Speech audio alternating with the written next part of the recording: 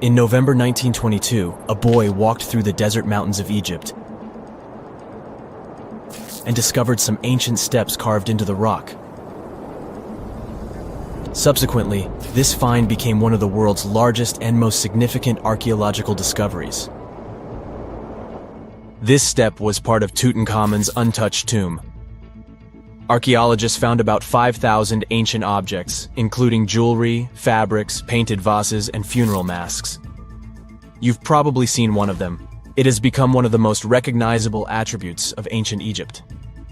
More than 100 years have passed since then, and now humanity has finally become close to another large-scale discovery, the tomb of Cleopatra. This queen was the last active ruler of the Ptolemaic Kingdom of Egypt, who sat on the throne from 51 to 30 BCE. There are many ancient records about Cleopatra, her reign, and her unusual personality, but until now, no one has discovered the secrets about her passing away in the burial place.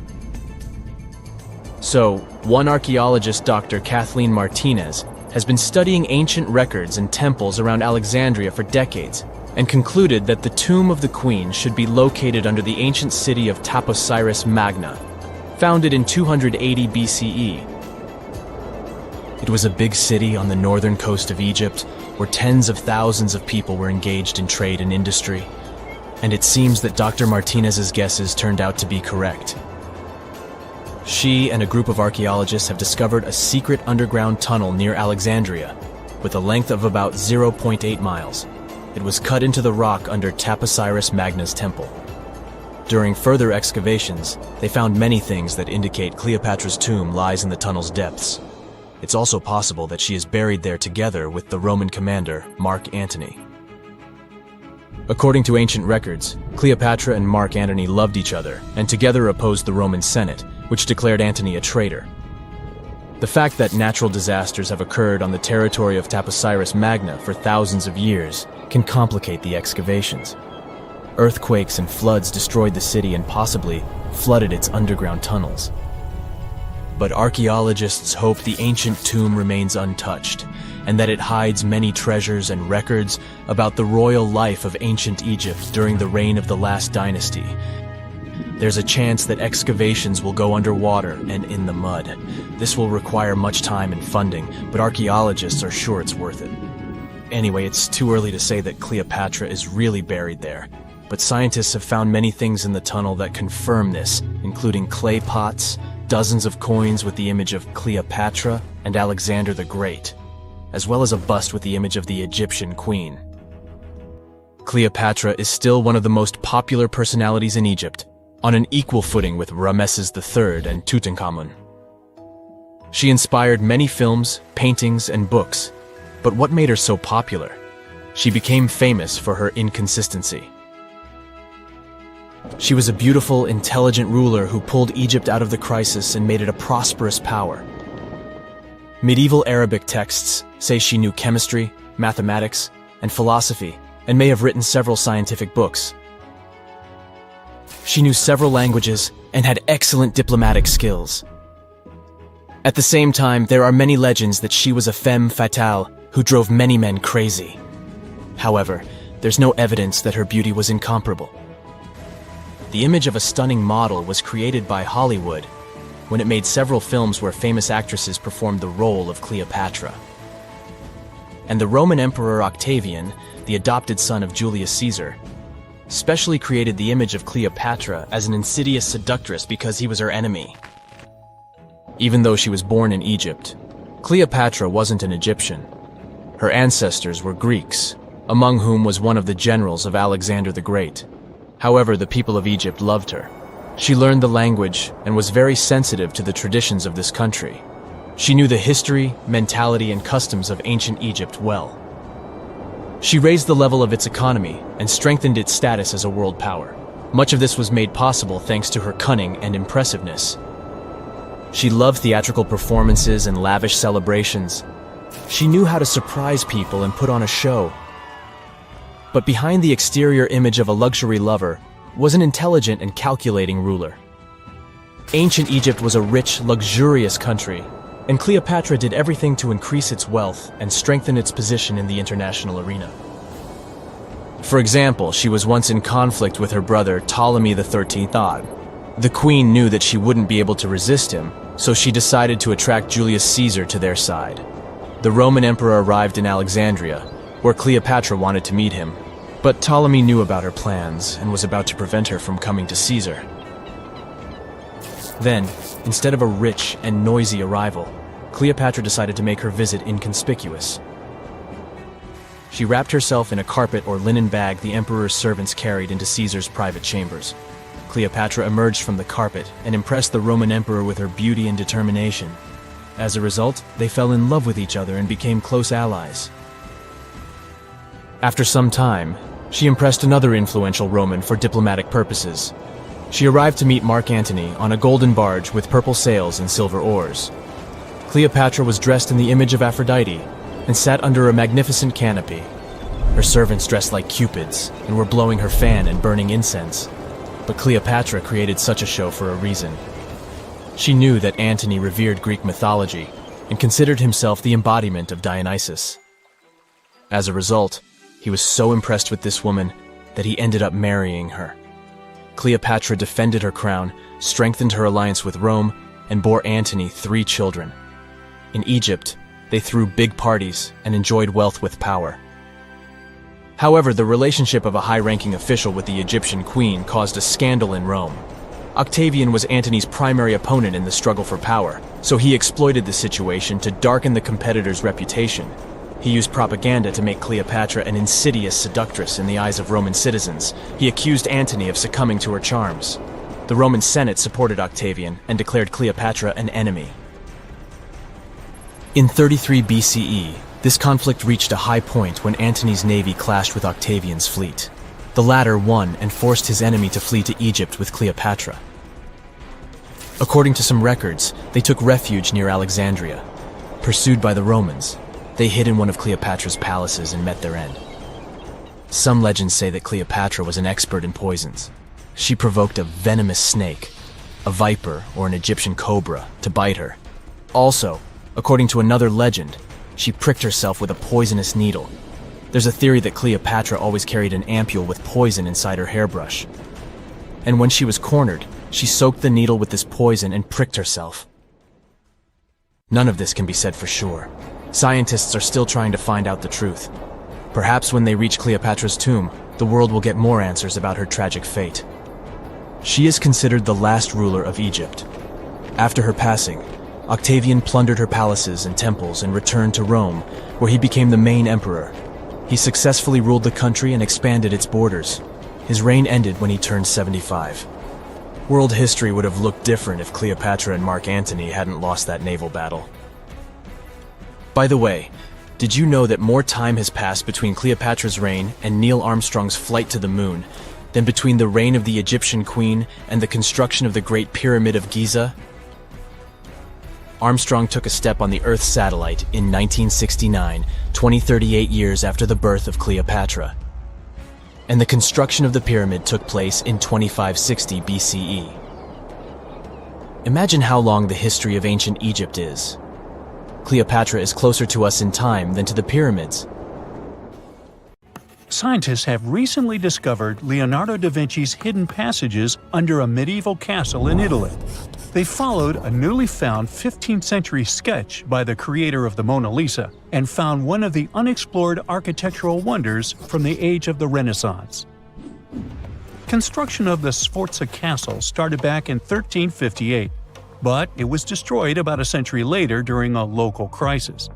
Then, in 1450, Francesco Sforza, the Duke of Milan, decided to rebuild it on the old ruins.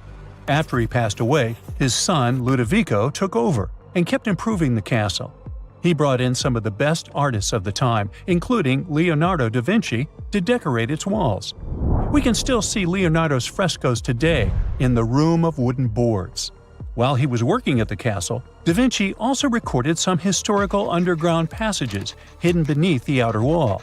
The drawing, dated between 1487 and 1490, was found at the Institut de France in Paris. The sketch is highly precise, and it proves that Leonardo was really interested in fortification design and was great at documenting existing structures. Historical records show that Ludovico ordered the building of an underground passageway that led straight to a basilica, where his wife was buried. Ludovico married Beatrice in 1491, and they had a happy but tragically short marriage, as Beatrice passed away while giving birth in 1497.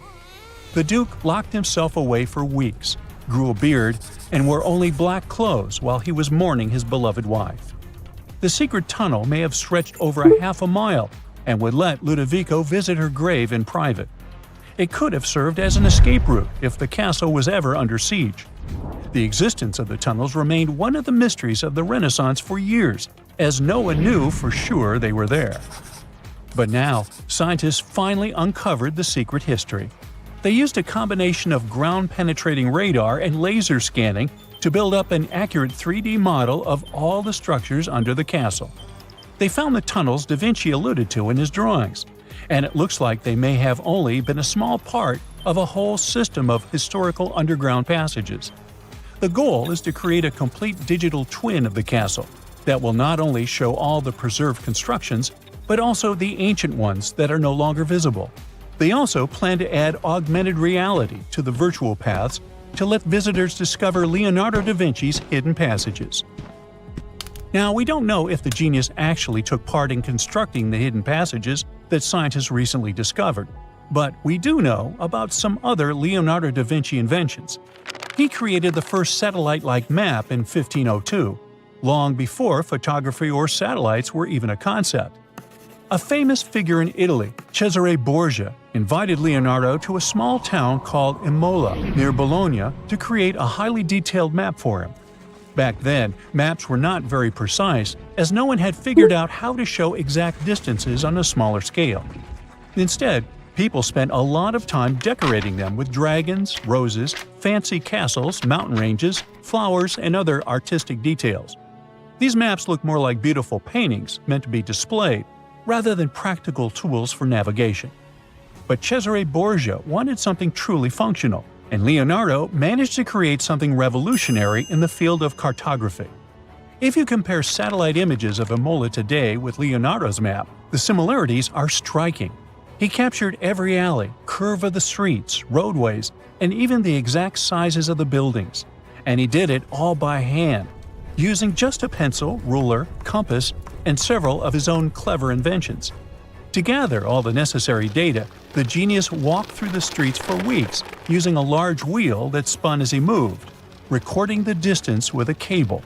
Using the magnetic compass, he determined precise directions. He also developed a tool called the bussola, which measured angles inside a circle.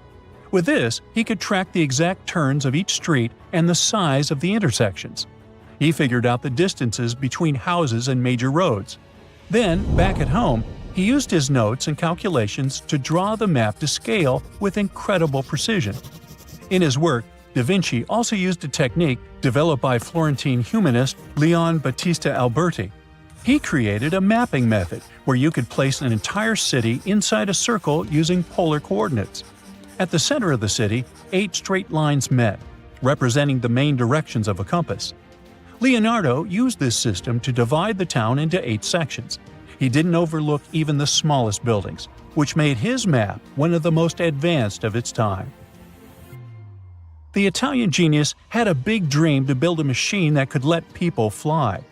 He studied how birds, bats, and kites moved through the air and designed a special flying machine. He believed that if he could copy their movements, humans might be able to soar like them. Da Vinci's design looked a lot like a bat, with 2 large pointed wings that stretched over 33 feet wide. He planned to build the frame from lightweight pine wood and cover it with raw silk to make it strong but not too heavy. The person flying it would lie on their stomach on a wooden board in the center. To make the wings flap, the pilot had to pedal a crank with their feet, which was connected to a system of rods and pulleys. There was also a hand crank for extra power and even a headpiece to help steer. As the person moved their hands and feet, the wings would flap and twist, just like a bird's. But there was one big problem. Humans aren't strong enough to make the machine lift off the ground. Even though it might have worked once in the air, there was no way for a person to get it flying on their own. Leonardo probably realized this, but his amazing idea still inspired flying machines that came centuries later. Da Vinci was way ahead of his time with many of his inventions, but his idea for a humanoid robot was especially futuristic. He was working under the patronage of the Sforza family, the one that had those ancient tunnels of Italy built. The genius designed a mechanical knight that could move its arms, turn its neck, and even open and close its mouth. Da Vinci had good knowledge of anatomy and the mechanics of body movements that helped him. His unusual creation used an external system of cables. A hand crank set it in motion, and there was also an internal gear-driven mechanism. About 450 years later, Da Vinci's detailed sketches of the robotic knight were rediscovered in the 1950s. Several researchers tried to recreate the robot from those sketches. In 2002, a roboticist who developed systems for NASA and Lockheed Martin took inspiration from the old notes and built a functioning model of Da Vinci's robotic knight. Another design Leonardo created for Duke Sforza was a special kind of bridge that could be taken apart and carried easily. It was made for defense forces who needed to cross rivers or moats while traveling. This bridge would swing across the water and land on the other side. It had wheels and used a rope and pulley system, so it could be set up quickly and packed away just as fast. To keep it steady, it even had a special weight to help balance it.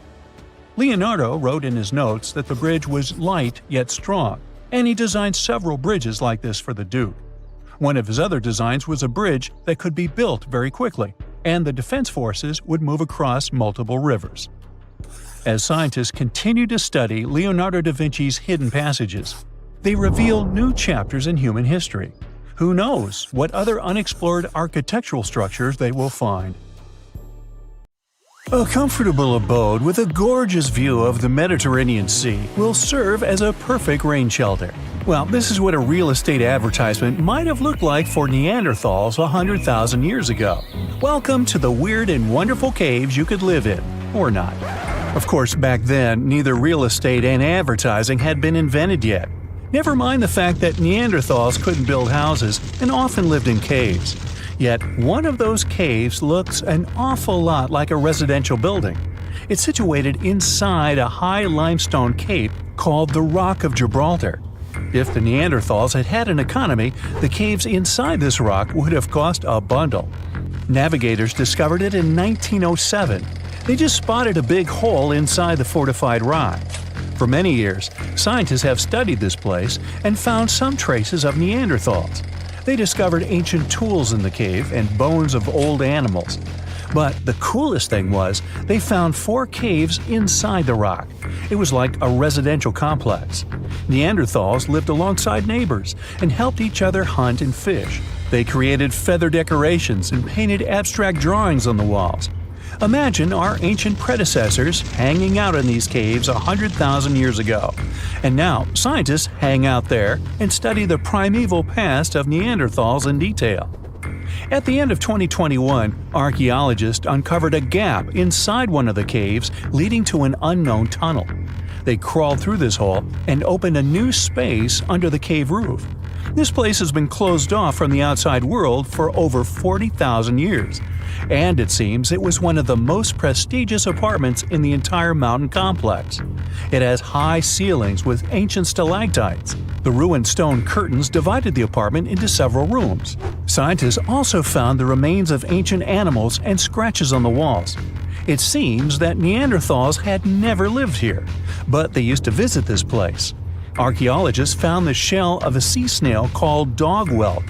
One of the Neanderthals brought it here for some reason, but the primary owners of this place were hyenas. These caves show that Neanderthals were closer to humans than to monkeys. They had a way of life and even some customs. There's still a lot of work ahead, and scientists hope to find new rooms inside this rock. Meanwhile, in 2003, archaeologists discovered another early dwelling on the Isle of Flores in Indonesia. Among the green jungle, they found a cave with ancient tools. At first, everyone thought the human ancestors lived here, but then scientists discovered an unusual skeleton of an adult. A thorough analysis showed the skeleton belonged to a 30-year-old woman, 3.5 feet tall, just above the waist of an average adult. The woman's weight was equal to the weight of an adult shepherd. The skeleton didn't belong to Neanderthals or Australopithecines. It was a new unknown species, which scientists called Homo floresiensis, or simply the Hobbit. Also, there were remains of unusual ancient animals in the cave. It was an elephant the size of a cow, some large storks, and giant rats. Archaeologists have found out that hobbits were not the owners of this place. The main inhabitants were the rats the size of a cat. Maybe they were fighting the hobbits. Some analysis shows that Homo floresiensis wasn't our direct ancestor. They were in a separate branch of evolution. The hobbit skeleton looks more like that of a monkey than of modern humans. In 2009, in the dense jungle of Vietnam, archaeologists discovered Son Don, the largest cave in the world. If you go inside the cave and shout, you'll hear your echo a long time. In some places, the height of this cave reaches half the height of the Empire State Building, and the total area is larger than one central block of New York. Son Don is one of the 3 caves in the Vietnamese jungle. Many intricate mazes connect these caves. Inside, you can find unique plants and trees that live separately from the outside world. It's a real underground jungle. In some places, you can find collapsed ceilings that let the sunlight in. Besides unusual trees and plants, ancient stalactites hang there. Some limestone deposits are more than 450 million years old. They were here even before dinosaurs appeared. There are also many rivers in the cave. Rainwater coming down from holes in the ceiling has formed them. Fast streams resemble slides in a water park. They lead to unknown underground labyrinths. Scientists have studied only a small part of all these caves. The next unusual cave is in New Zealand. Hundreds of thousands of fireflies live inside. Each of them glows with a blue light. Together, they light up the cave. It may seem to you that you're on another planet, but you can't stay there for a long time. Special air measuring devices are everywhere. Scientists monitor the level of carbon dioxide necessary for the normal existence of fireflies. These insects are sensitive to the environment. If there are many people in the cave, or they stay there too long, the park staff will ask them to leave the place. It's like you're literally stealing oxygen from the fireflies. We've seen some pretty amazing caves so far, but how about a scary one? We're going to the desert of Yemen's Al-Mara province. What we're looking for is not a cave, it's just a black hole in the ground, right in the middle of the desert. It's big, the size of a basketball court. It's not its size that could scare you, but what's inside. Scientists are still not sure what it is.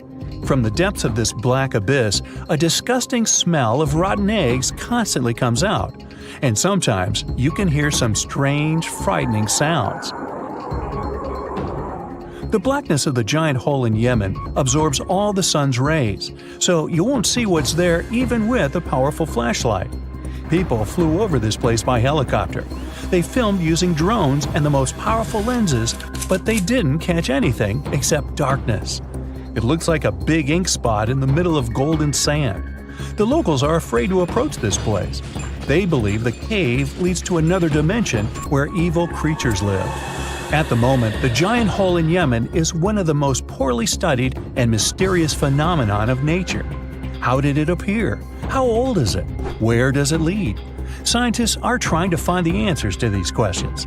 There are theories that the hole appeared because of construction work. Geologists drilled the soil nearby in search of minerals. It could have caused fluctuations in the Earth's crust and collapsed the surface. But no one can prove this theory, yet. And now, imagine a place where sunlight has not penetrated for more than 5 million years. There's little oxygen, and it's cold and damp. Still, life is born in this place, not only microbes and bacteria, but also something bigger. The living conditions in this cave are very different from the usual ones, so, in a sense, this cave is like another planet. It's the Movil Cave in the southeast of Romania, near the Black Sea. The entrance is a small hole in the ground. Inside, a tunnel leads deep below the surface. The levels of hydrogen sulfide and carbon dioxide are above normal inside the cave. The air here is half as much oxygen as on the surface.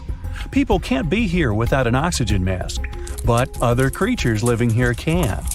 The cave is home to 48 species of living organisms. 33 of them are unknown.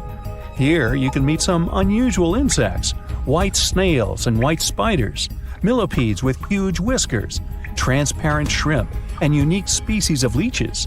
They all live here thanks to the little bacteria autotrophs.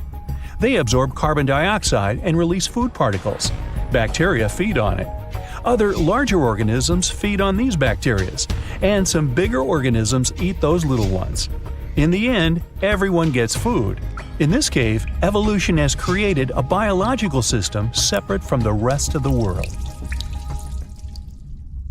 We've all been afraid of the dark at some point in our lives, haven't we? I mean, do you remember getting tucked into bed by your mom or dad after they read you some scary fairy tale with monsters and dragons, or even dinosaurs? But just as your parents were about to turn the lights off and silently step out of your room, you remembered. What if there was something hiding under your bed? Or worse, what if some spooky creature was stuck somewhere in the closet? You could probably get up and check, but it was too dark out there. Wouldn't it be great to have some source of light that would come from within your body? You could always use it whenever you get surrounded by darkness. Unfortunately, as humans, we aren't able to do that. But there are a bunch of creatures out there that can, in fact, light themselves up. That's thanks to a little something scientists call bioluminescence.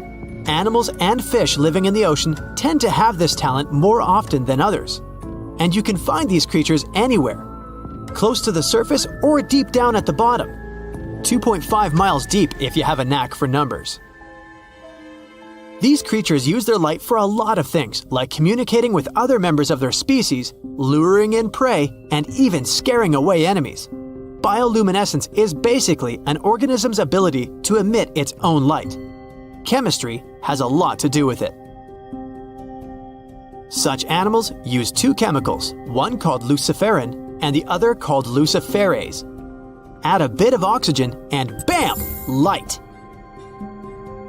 Should you ever wonder if you actually observe bioluminescence or if someone just dropped a glow stick in the ocean, be on the lookout for neon blue, green, or even red sparkles in the sea. They're usually spread over a large area. This can even make the water look like glitter or a starry sky. You can thank squid, tiny crustaceans, and algae for this romantic atmosphere. Now, I've got another unusual phenomenon for you. How about a golden waterfall? I'm not kidding, it actually exists, and it's a natural phenomenon. To see it, you have to drive to Yosemite National Park to the Horsetail Fall. Make sure to plan your trip in winter or early spring. That's the only time during the year when you can see this awesome phenomenon. It doesn't need any scientific explanation. It's nothing more than sunlight at dusk hitting the waterfall in such a unique way that it makes it look like a river of lava.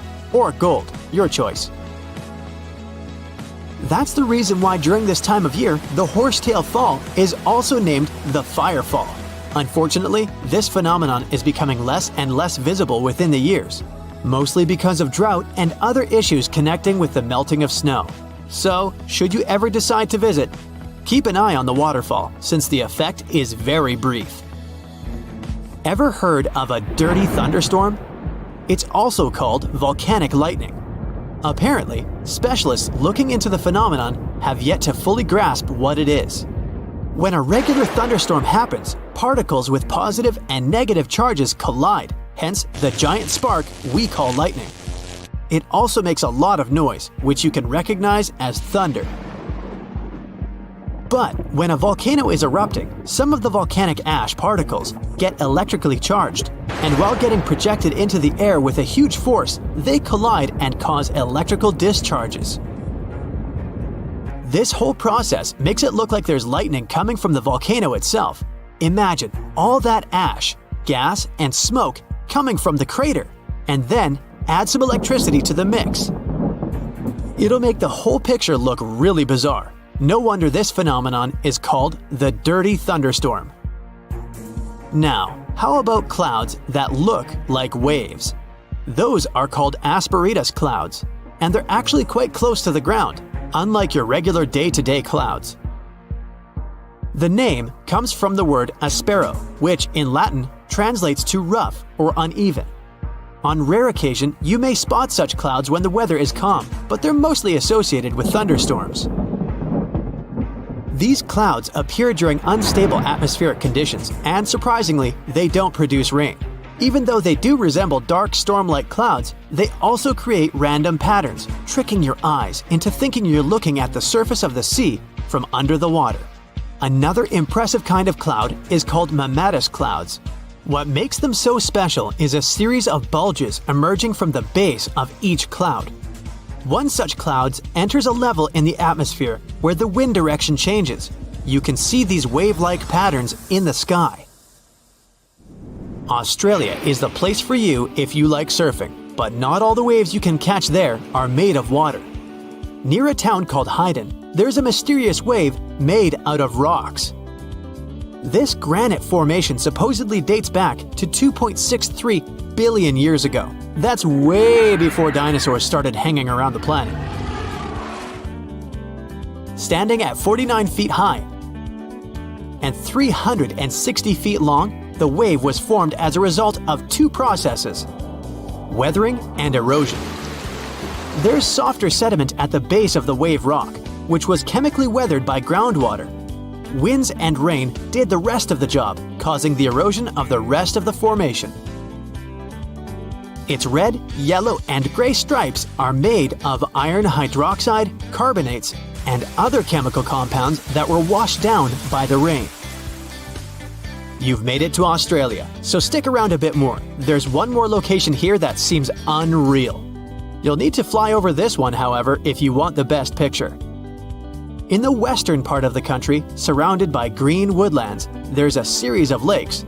They're all a staggering shade of bright pink. Out of them all, the most famous is Lake Hillier, a 2,000-foot-long reservoir. It's surrounded by both sand and a forest of eucalyptus trees.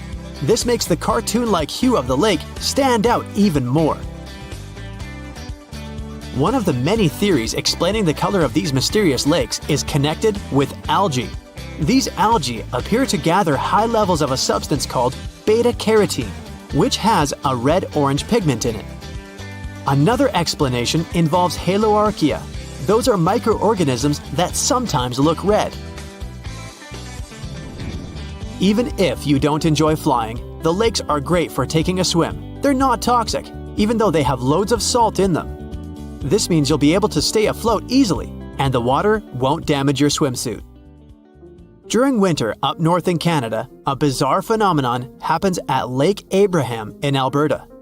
Underneath the frozen surface, you can spot some weird objects that look like frozen jellyfish. It's definitely not the case, as these creepy formations are just frozen methane bubbles. Those are pockets of gas that were trapped underwater and got stuck there after the lake had frozen. They appear when leaves and grass fall into the water and bacteria digest them. This process transforms them into methane. This phenomenon is as beautiful and strange as it is dangerous. The pockets of methane can easily become highly flammable. When the temperatures rise during the spring, the ice melts and these bubbles start popping and fizzing. It's a spectacular sight to observe. Picture a lake filled with soda. Remember not to bring any source of fire. It can be very dangerous for visitors. You can check out these types of lakes all across Canada's Banff National Park. Nature often tends to make its own music. Just listen to the sound of crickets at night, or the soothing noise of a waterfall. But in Bucks County, Pennsylvania, there's a strange geological phenomenon which takes nature soundtracks to a completely different level. These are called the ringing rocks, and scientists still can't explain their unusual behavior. If you strike these rocks with a heavy object, like a hammer or another rock, the stones will make a ringing sound, as if they were hollow, but they're not. What makes the ringing rocks even more bizarre, apart from the mysterious sound they make, is that no animal wants to hang around there. Even though the rocks are surrounded by a thick forest, scientists haven't managed to trace any animal activity in the area yet. Even more striking is the fact that despite all the trees around the rocks, you won't find any leaves lying on the boulders. What makes these rocks so unappealing for both animals and vegetation is still up for debate. Hey there, curious history buffs. Have you heard the legend of the ancient race of giants of Nevada? Yes, I'm talking about actual giants that allegedly lived thousands of years ago. Now I know what you're thinking. Giants, really? Well, archaeological finds add fuel to this debate too. And here's where it gets interesting. Lovelock Cave was indeed used as a burial site, and some of the remains found there are much larger than average human bones. The cave is by the Humboldt Sink in western Nevada. It was once part of an enormous lake, which eventually dried up, leaving a number of smaller ones, including the Humboldt Sink. The cave became the home of the Site-Ka tribe. According to the legend, these red-haired giants were so big that they had to be buried in the cave itself. Indeed, later on, archaeologists discovered 8 to 10 foot tall skeletons. This legend started to unfold when a mining engineer named John T. Reed talked to the locals in 1886. Once Reed saw the cave, he knew he was onto something. The news spread soon, but the cave was attracting another type of attention too. The deposits of a fertilizer known as guano were discovered inside the cave. So a mining company began excavating the precious resource in 1911 and soon shipped more than 250 tons of the fertilizer to San Francisco. Unfortunately, some of the human remains and artifacts were neglected and lost in the mining process. This led to an official excavation in 1912 and 1924. After the top layer of guano had been mined, strange objects started to surface. Around the area, the earliest evidence of human habitation dates back about 4,000 years. The Lovelock culture lasted for some 3,000 years, and they left us with 10,000 stunning artifacts. The pits in the cave were like a series of time capsules hidden at different depths. Archaeologists determined the age of each pit by its depth. It turns out that many different groups used the cave for storage over a really long time, and the things they stored there give us a really cool glimpse into their cultures. It's like a giant ancient storage unit full of hidden treasures. What have the researchers found besides the giant bones, you might ask? Some other bodies were mummified using a method similar to the one applied by ancient Egyptians. These remains also had something in common with the bodies discovered as far south as Lake Titicaca. Both mummies had some red hair. Yet, there are scientists who believe this reddish hue is the result of the interaction with the environment in which the bodies stayed. So, while the story of the red-haired giants may be a wild and intriguing tale, not everyone is convinced. Some experts believe that the bones found in Lovelock Cave are simply the remains of prehistoric animals, like mammoths or sloths. But others insist that there's something more to the story. Other relics, such as finely crafted baskets and exquisite duck decoys made from tule fibers, were also found there. In any case, this cave is worth the attention it gets. By the way, you can still visit this cave today and see the pits of different depths with your own eyes. But let me tell you one thing. It's in a hot, dry, and isolated place. Archaeologists have made another discovery that seems to be straight out of a legend. They think they found the palace of the one and only Odysseus, who was the legendary Greek king of Ithaca and the hero of Homer's epic poem. Move over, Indiana Jones. We've got some real-life adventure happening here from around 1300 BCE. Apparently, this is the only palace mentioned in Homer's epic poems that hasn't been found. The excavations have been made on the Ionian Islands, and the view from the ruins found on the island of Ithaca are exactly as described in the Odyssey, says the professor who led the excavation team. Known to the ancient Romans as Ulysses, the Greek hero took 10 years to return home to Ithaca after the fall of Troy. For many years, Homer's other epic, called the Iliad, which tells the story of the protracted siege of Troy by the Greeks, was regarded as a myth too. But then, in the 1870s, Troy was rediscovered in modern-day Turkey's Çanakkale city. So, if they found Troy, who's to say they couldn't find Odysseus's home? the researchers were following Homer's words as a roadmap. The excavation site has a building complex with 2 levels. It has important finds, such as storerooms and workshops, a complicated drainage system, and fragments of pottery. It also has a well from the 8th century BCE, which is around the time when Odysseus is believed to have been the king. Yet, not everyone is convinced that the team has actually discovered the home of Odysseus. A British researcher named Robert Biddlestone insists that Homer's description of ancient Ithaca isn't very similar to the island that now has its name, and that Odysseus' kingdom was actually on the Isle of Cephalonia. However, Italian archaeologist Adriano La Regina might have a more realistic approach to this debate. He says that whether this find has a connection to Ulysses or not, what's more important is the discovery of this royal palace. Once upon a time, in a land far away, the Klamath Indians spread a legend about the creation of Crater Lake. Okay, maybe this land is not that far away, and it still exists. You can find it in south-central Oregon, in the western United States. Anyway, the legend has it that this lake was formed in a vicious battle between 2 volcanoes, Mount Mazama and Mount Shasta. Then the spirits of Earth and the Sky, which are Lao, who ruled the below world, and Skell, the chief of the above world, joined the fight. It turned into a geological drama. During the battle, darkness veiled the land. The fight was over when Mount Mazama collapsed and sent Lao back into the underworld. Then the rain filled the pit and created a lake in the place where the mountain had once stood. Flash forward to our time. Scientists have discovered that Mount Mazama did erupt 7,700 years ago. Artifacts found in the area prove that the legend indeed contains some details about the explosion. The tale says that red-hot rocks were flying through the sky. This happened during the volcanic eruption that caused the mountain to collapse. This created the volcanic caldera, which later on got filled with water. What makes this legend came true story unusual is how long it has existed. According to researchers, these types of verbal stories lose their credibility within 600 to 700 years. That's why the legend about the creation of Crater Lake is so unique. So many generations, for hundreds of years, have been accurately passing down the information.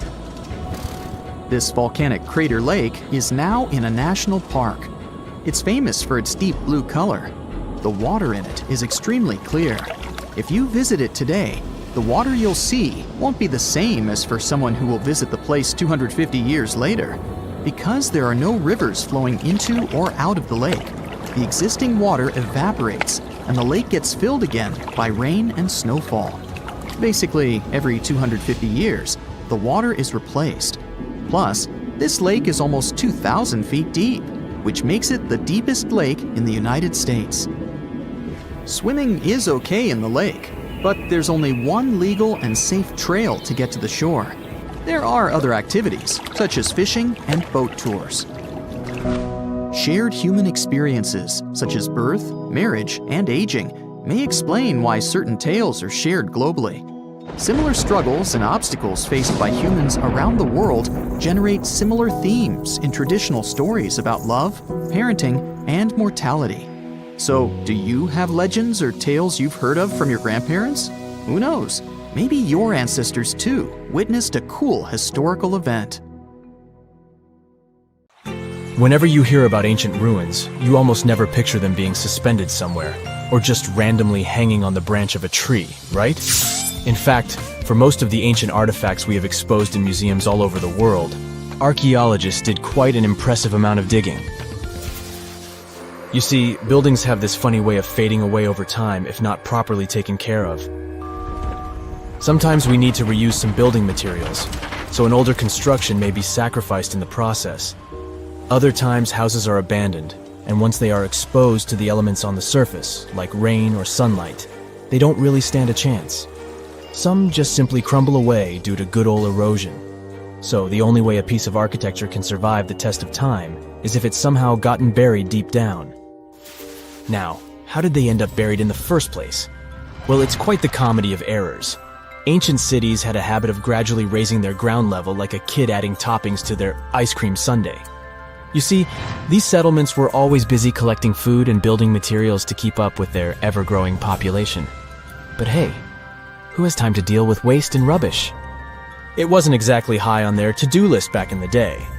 So when it came to building new houses, ancient civilizations found it much easier to save their sweat and tears by piling up the rubble and constructing right on top.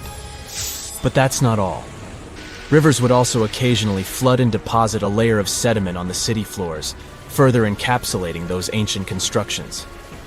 And in those dry regions like the desert, where the wind likes to show off its sand and dust dance moves, you can bet it was a constant struggle to keep the establishments clean. One hilarious example is the Sphinx, which had its head buried in sand until a group of archaeologists unearthed it in 1817. Some ancient towns eventually got covered up because they were completely abandoned. With less human activity to control their expansion, plant seeds couldn't resist the opportunity and sprouted all over the place. They gobbled up carbon dioxide from the air and grew, adding more and more bulk to the ground. Those cheeky roots even decided to stabilize the soil made from decaying plant matter, creating layers upon layers of earthy goodness. It's like the ultimate DIY project Mother Nature embarked on, with plants as her loyal helpers. The act of digging into the secrets of ancient civilizations is not just about unearthing a lost world. It's also an epic quest to reveal the hidden treasures beneath layers of history. But how do archaeologists know where to dig in the first place? If everything is covered in layers upon layers of sediments, debris, and plant roots, they must have some sort of system they rely on before embarking on a new project, right? For starters, they're not always the ones suggesting an archaeological dig in a certain location. Let me explain. Let's say you're a contractor and you want to build a new fancy apartment complex in your city.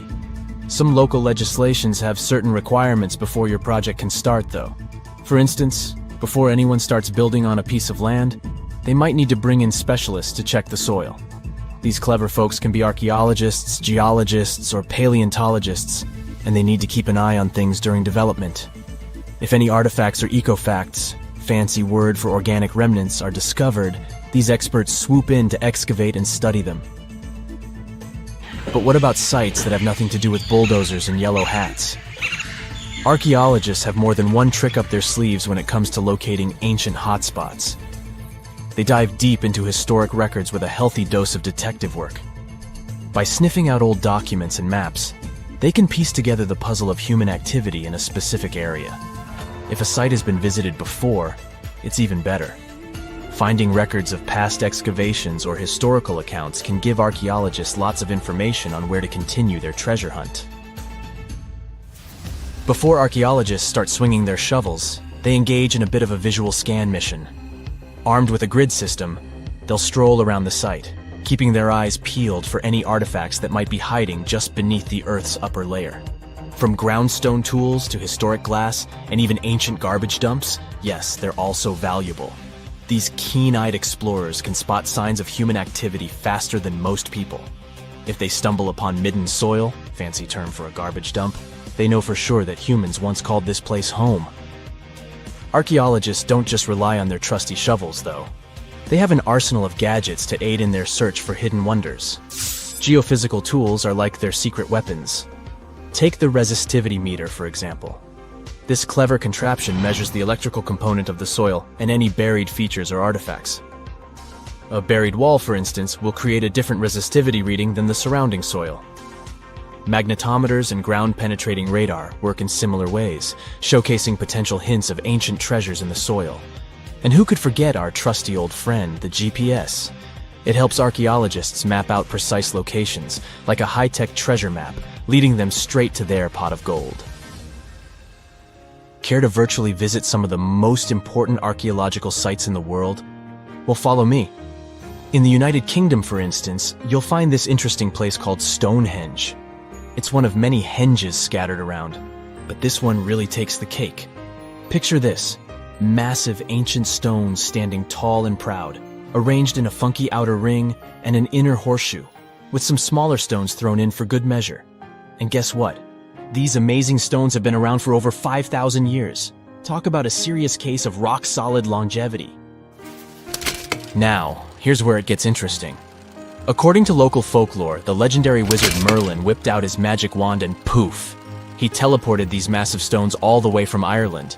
Apparently, some giants had assembled them there, but Merlin decided they would look much better at their new location. Others think it's just the ruined remains of an old Roman spiritual edifice. These amazing structures were built by our Bronze Age ancestors. With their simple tools and limited tech, they managed to create this monumental masterpiece. Impressive, right? Unfortunately, there's still so much we don't know about this area. Stonehenge's initial purpose remains a mystery to this day. Sure, there are lots of theories, but scientists have yet to agree on the subject. However, we do know that it's perfectly aligned to catch the sunrise during the summer and winter solstices. The ancient city of Pompeii is an equally amazing archaeological site. Picture this. Mount Vesuvius, a notorious troublemaker, decided to throw a volcanic tantrum and completely covered this ancient Roman city. It turned it into a time capsule, located outside present-day Naples in Italy. Fast forward to the year 1748, when a bunch of adventurous explorers stumbled upon Pompeii. Lo and behold, they discovered a treasure trove of well-preserved goodies: streets, houses, food. Probably a bit stale by then.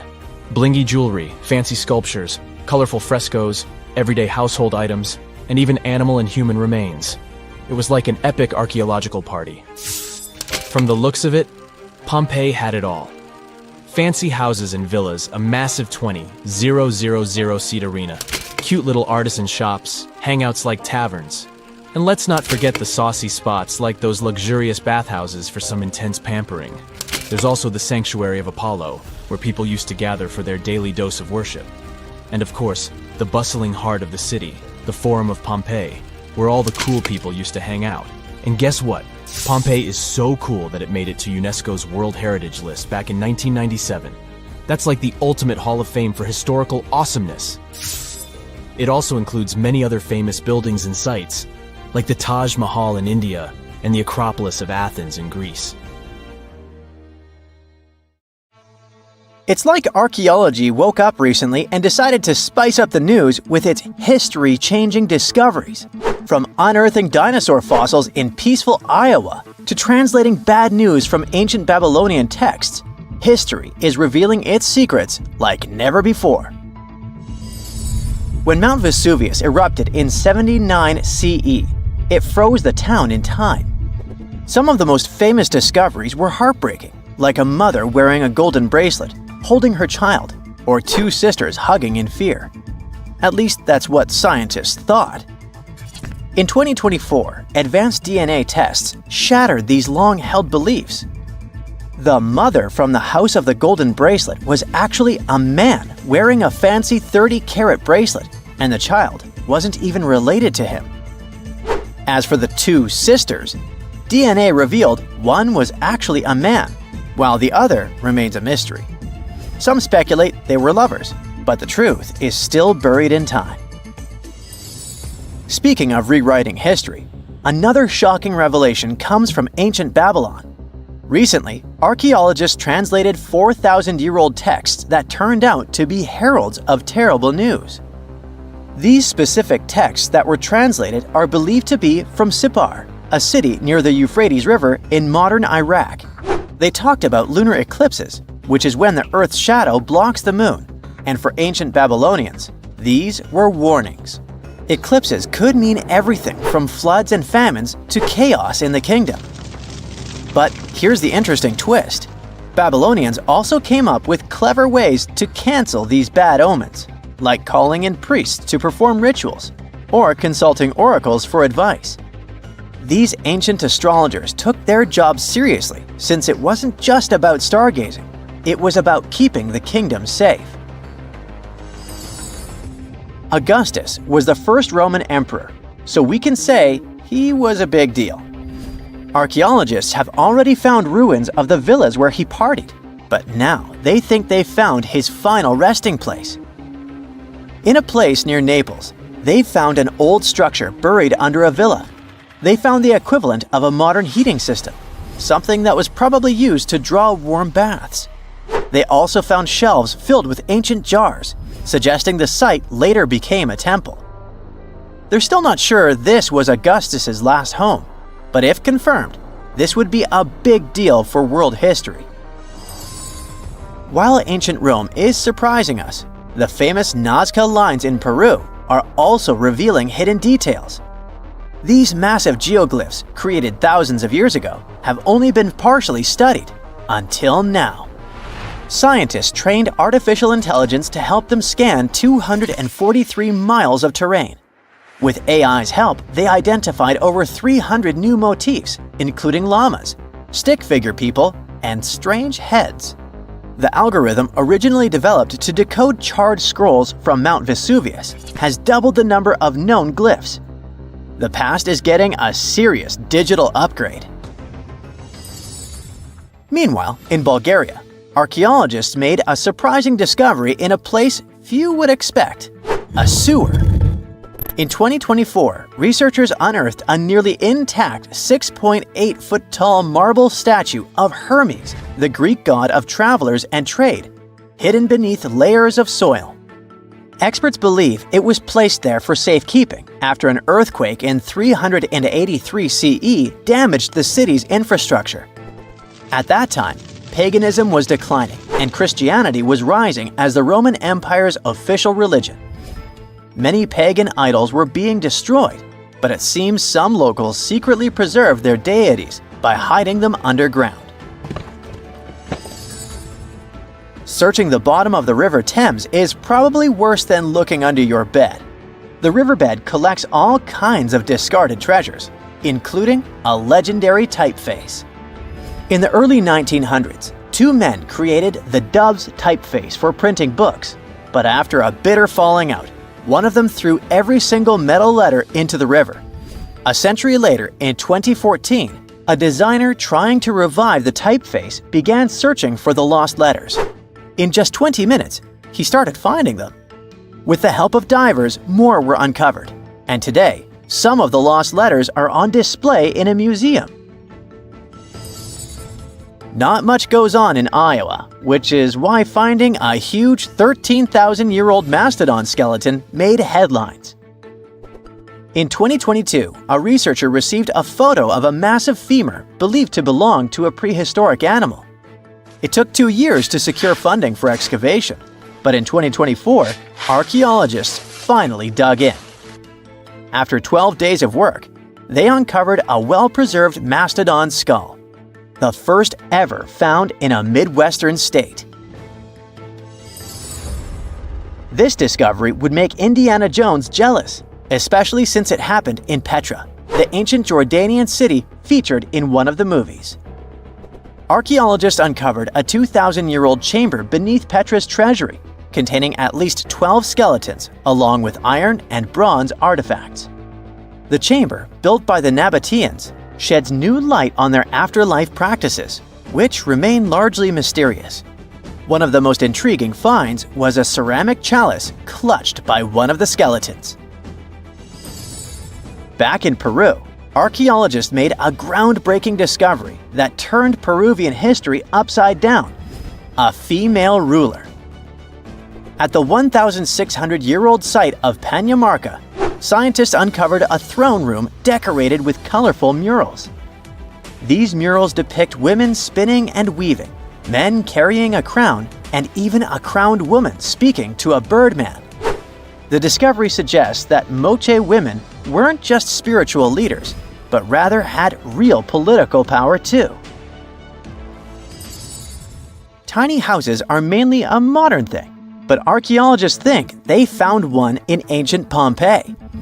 Unlike traditional Roman homes, which had grand atriums for entertaining guests, this house had none. But what it lacked in size, it made up for in artistry. Inside, scientists found a painted altar decorated with birds of prey, sparrows, snakes, and plants. The altar held ceremonial items like a lamp and an incense burner, still holding traces of fragrant herbs. In 2021, researchers scanning the Baltic Sea found a massive stone wall hidden beneath the waves. The Blinker Wall, stretching over 1.5 miles, could be Europe's oldest man-made structure. Sitting 68 feet below the surface, it's built from around 1,400 small stones placed between 300 giant boulders, some weighing up to 142 tons. Dating back over 10,000 years, the Blinker Wall predates Stonehenge and France's Karnak stones, meaning it was likely built when the area was dry land. Scientists believe it may have been a reindeer hunting tool, guiding animals into a lake where hunters could strike. Oh, and then there's the granite slab that was found in Egypt's Abydos area. At first, it was thought to belong to two important people from ancient Egypt, but a recent discovery showed it was actually part of the sarcophagus of Pharaoh Ramses II, one of the most famous Egyptian rulers. A researcher found a special engraving on the slab that had Ramses II's name on it. Ramses ruled Egypt a long time ago, and after he died, his tomb was looted, so his body and belongings were moved around a few times. This new discovery shows that after Ramses' tomb was robbed, some of his things were used again. The finding also teaches us that ancient Egyptian tombs were often looted, and the things in them were reused. Recently, something unexpected happened during a dig in Norton Disney, back in England. While searching for ancient coins and brooches, a volunteer from the Norton Disney History and Archaeology group stumbled upon a mysterious Roman dodecahedron. This small hollow object, made of copper alloy with 12 pentagonal sides, was buried for 1,700 years, but was surprisingly well preserved. Though over 30 of these strange objects have been found in the UK, no one knows for sure what they were used for. Some think they might have been measuring tools or calendars, while others believe they were used for rituals. The Norton Disney Group thinks these dodecahedra were likely symbols for religious ceremonies, as many show no signs of wear from daily use. There's this interesting ancient site near St. Louis, Missouri, that a lot of people don't know about. It's called Cahokia, and it used to be a huge city with up to 20,000 people living there back in the 11th century. It's full of these massive earthen mounds that were built by hand, and the biggest one is still there today, at the Cahokia Mound State Historic Site. Even though we don't know everything about this civilization, researchers have been able to piece together some information from the remains they've found. For starters, they found some pretty old teeth at this site. After studying their appearance and structure, scientists suggest that a lot of different indigenous groups lived there. About a third of them came from other areas in the middle of the continent, which they figured out by studying the different levels of various substances in the teeth. And get this, the way the mounds are arranged shows that this was actually a planned-out city, not just a bunch of villages grouped together. The rulers lived on top of the mounds, while everyone else lived in other structures. It's amazing to think that they were doing things like farming, hunting, logging, pottery, and weaving, all within this one giant city. Right in the middle of Cahokia, there was this giant mound that was about 100 feet tall, and around it, there was this huge wooden fence. Inside the fence was the city center, which had a big open space called a plaza. Archaeologists think that the plaza was designed to represent the 4 cardinal directions of the world.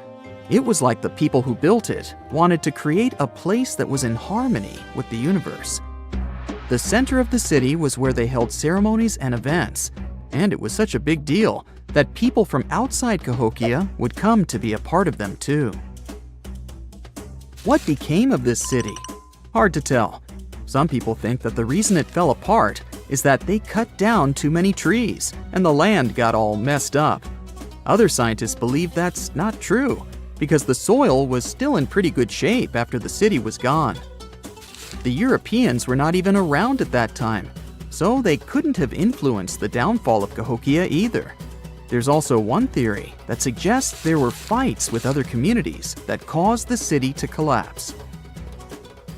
These days, there are over 65 preserved mounds, and you can even climb the steps of the tallest one. the best part is that local authorities are thinking of making it a national park, so you should totally plan to visit before it gets too crowded. Mohenjo-Daro is another lost ancient city that's still surrounded by mystery. Located in modern-day Pakistan, it was a city that flourished during the Bronze Age, and it was extremely advanced for its time. It had things like water systems and fancy architecture that other cities didn't have back then. Despite these features, it's not as well known as other ancient cities, like those in Egypt or Mesopotamia. What's even weirder is that at some point, the city was abandoned, and no one knows why. Archaeologists found the city in 1911, but it took a while for them to realize how important it was. Eventually, they uncovered a lot of really interesting things about the city, like its advanced sanitation system. Excavations uncovered over 700 wells, as well as private baths and a large communal bath. Remarkably, even private homes had toilets, and waste was efficiently disposed of through a citywide sewage system. They also had a lot of trade connections and made some really beautiful objects, like pottery, jewelry, and figurines that were sold all over the region. Despite its amazing culture and knowledge, scientists have yet to figure out why the city was abandoned. Some people think changes in the nearby river might have had something to do with it. The writings that the people of Mohenjo-Daro left behind are still a complex code, even for the most skilled specialists, making it even harder to piece together their history. Have you heard of the lost city of Kolmanskop? It used to be a small settlement in the Namib Desert. Legend has it that it got its name from a man named Coleman who got stuck in the local dunes and was never seen again. But that's not the interesting part. In 1908, a railway worker found a shiny stone and showed it to the chief railway foreman, who turned out to be a hobby mineralogist. They discovered it was a diamond, and soon, Kolmanskop became the richest town in Africa and one of the richest places in the world. It had luxurious stone houses, a school, a hospital, and even an ice factory to produce ice for fridges. The hospital had the first X-ray machine in southern Africa, which was supposedly used to check if workers were illegally swallowing diamonds. Its popularity began to decline in the late 1920s when another diamond-rich location was discovered nearby. Most of the inhabitants soon began to flee the city in search of a better life, leaving the buildings abandoned. In 1938, all machinery was taken south and the town was left to the desert. The last inhabitant left Kolmanskop between 1956 and 1960. The hot climate and low humidity have preserved the structures over time, and tourists can now visit this desert ghost town. You've surely heard about this next ancient city, Machu Picchu. It's this incredible ancient location in Peru. It stretches across a huge piece of land in the Andes Mountains and sits high above sea level. It's even considered one of the wonders of the modern world. But here's the thing. Scientists aren't exactly sure what it was used for. It could have supported up to 750 people, but there aren't a lot of human clues left behind. Some people think it was more of a spiritual or ceremonial place, while others believe it may have been like a fancy spa retreat for the nobles. The extensive terraces might mean it was used for crop testing or as a trading hub. And there's even a theory that it was used as a prison because they found a cell-like area too. It's amazing that even today, archaeologists and historians are still puzzled about how it was built. Did you know that they probably didn't even use wheels for transportation?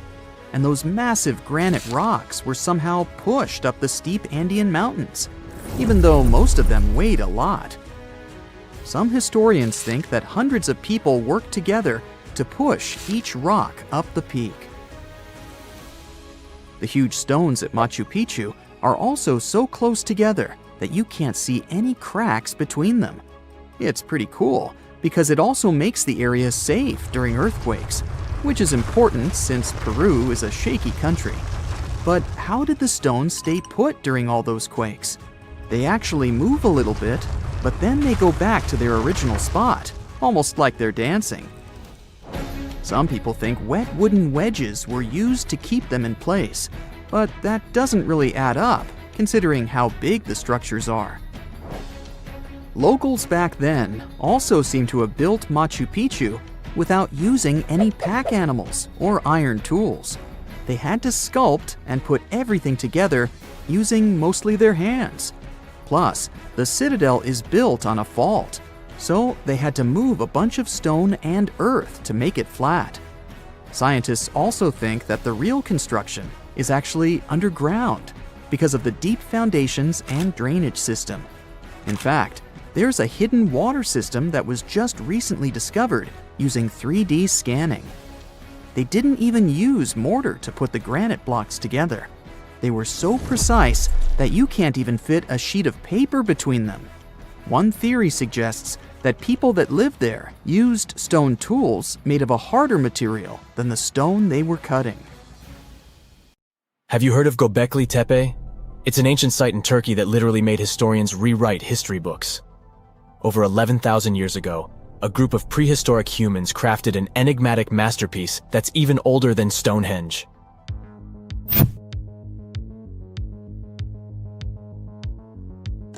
Before its discovery, archaeologists believed that people didn't know about iron and weren't good at making pottery.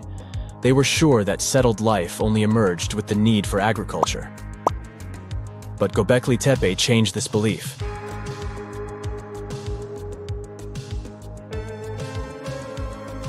The place has revealed that it was the temple that paved the way for a settled life, not agriculture.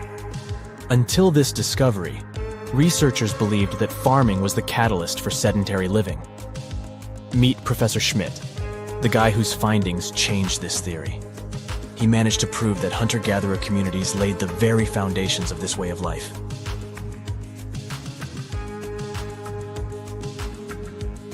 Back in the 1960s, other archaeologists visited the area, but they totally missed the mark. While surveying the region, they stumbled upon a hill with scattered limestone slabs and concluded it was just an old burial ground from medieval times.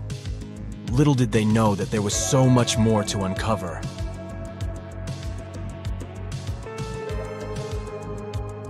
In 1994, Schmidt embarked on his own survey of prehistoric sites in the area. Surprise! He instantly realized he had discovered something truly extraordinary. Unlike the nearby flat and barren plateaus, Göbekli Tepe had a gently rounded top, rising 50 feet above the surrounding landscape. Funny enough, the translation of this place's name is Potbelly Hill. Schmidt was sure only humans could have made something like this.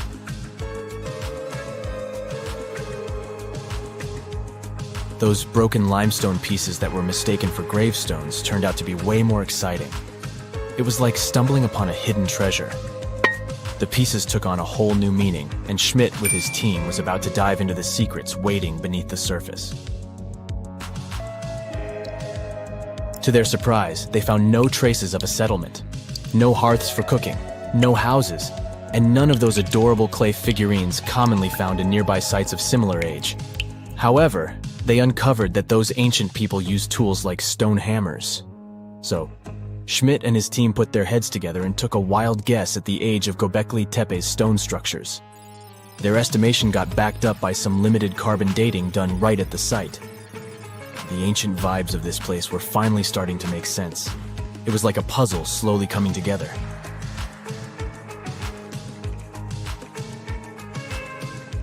You may think that back then, people didn't have special tools to create something as cool as Göbekli Tepe. Not true. Turns out, these prehistoric folks used flint tools instead of fancy metal chisels. They were also skilled at chipping away softer limestone and crafting pillars right on the spot. Afterward, they carried the pillars a short distance to the summit and placed them upright. Once the stone rings were complete, they covered them with layers of dirt. Over time, they added new rings, and voila!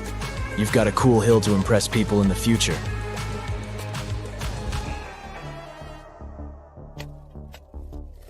During their first year of excavation, The team went through 15,000 pieces of animal bones from wild creatures. These people didn't have pet animals or grow their own food. They hunted wild animals for their meals. But things were about to change because the place had everything they needed to start farming. Scientists say they had wild sheep and wild grains that could be domesticated. And guess what? Just 20 miles away, geneticists found evidence of the world's oldest domesticated strains of wheat at a prehistoric village.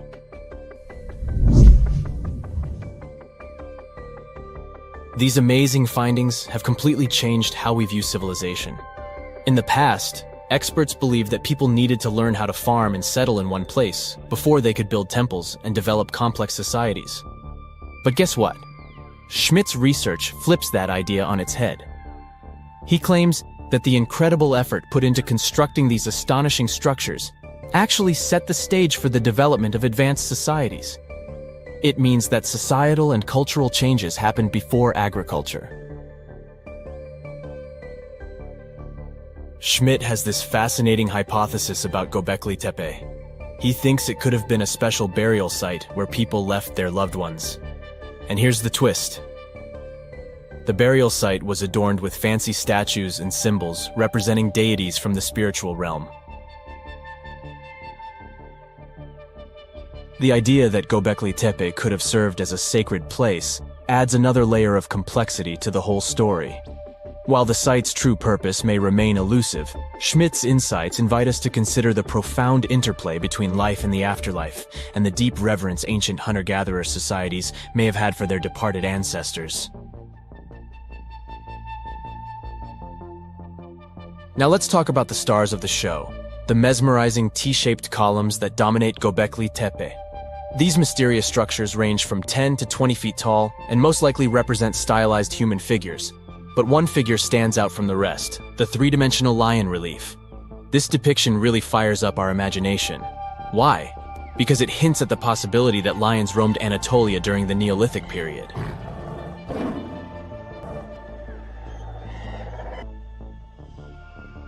These standing stones are arranged in circles and placed in rectangular pits. Each circle has a similar setup. Two big T-shaped pillars in the center, surrounded by slightly smaller ones facing inward. Talk about a stylish arrangement. These towering pillars reach a whopping 16 feet and weigh between 7 and 10 tons. Some pillars are plain and simple, while others are like works of art with intricate carvings. Foxes, scorpions, and vultures come to life, crawling and twisting on the pillars' sides. But it's not just animals depicted on these stones. Some pillars have abstract shapes representing humans, and even small carvings of clothing items. Some of them even have belts. Now, there's one pillar that stands out from the rest like a rock star.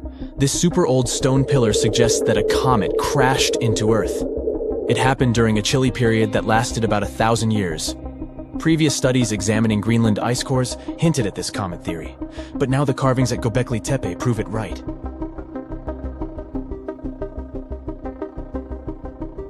The carvings on the pillars are like a historical comic strip. They even show a headless human figure. Researchers fed the images into a computer and discovered their connections to constellations, indicating that this temple might have been an ancient observatory. It's like our ancestors were trying to document this cataclysmic event in their own unique way. Archaeologists have been excavating and researching Göbekli Tepe since the mid-1990s, peeling back layers of history and providing us with a deeper understanding of the intricate relationship between various elements. They have no plans to stop the whole process for another 150 years. Who knows what else they'll find? You see, Göbekli Tepe has been labeled purely as a ritual site with no signs of domestic activities.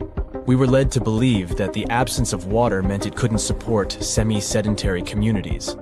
But scientists believe it's time to shake things up and approach Göbekli Tepe with fresh eyes. It's time to question what we believed before and use new evidence and different ways of thinking. Like, there might have been a group of people living in the area who didn't stay in one place all the time. They moved around a bit but still had their own civilization, living in the area semi-sedentarily. Göbekli Tepe is not just home to a single temple, but an astounding collection of over 20 ancient structures. As archaeologists delve into the depths of this wonder, they are unraveling its unique layout, featuring two prominent focal points at the heart of each establishment, complemented by smaller structures and dividing walls. What's even crazier is that in this area, there are over 200 obelisks, which are narrow tapering monuments. The conditions on this mysterious island might teach us how we can live on Mars one day. Devon Island is, to this day, the largest uninhabited island on our planet. It's located in the Canadian Arctic archipelago, and it's easy to see why people find it impossible to make a home here. The soil stays frozen throughout the seasons. The eastern part of the island is covered by a thick ice cap all year round. Summers here last for less than 50 days, and by summer, I mean that the ground is snow-free and the temperatures are slightly over 46 degrees Fahrenheit. Since almost no plants are growing here, there are no animals that could have adapted to these conditions. That's why scientists compare this island to what it would be like to live on Mars. In 2001, a project started here on Devon Island looking to discover how people might live and work on other planets, particularly on Mars. It's called the Houghton Mars Project and offered NASA scientists some unique studying opportunities. There are few options here in terms of logistics and transportation, and communicating with people living outside the island is also a bit more difficult. Specialists believe that if we can find solutions to live here, we might be able to do it on Mars too. Think of it as a home-based outer space boot camp. The Pitcairn Islands can be found in the middle of the Pacific Ocean. If you're a fan of adventures and remote places, this is the place to be. But you'll need to buckle up for quite the ride, since no plane has ever reached this place. The only way to reach the Pitcairn Islands is to take a 32-hour yacht ride. No wonder only 50 people are known to live here. Its history is really interesting too. A group of people settled here in the 18th century after a failed marine mission. To this day, all the residents of the island are descending from that initial group. Life's not easy here though. If they need to see a doctor, for example, they need to travel either to the island of Fiji or to New Zealand. Now let's head over to Mexico, where recent technology has allowed scientists to explore some fascinating cenotes, which were previously unknown.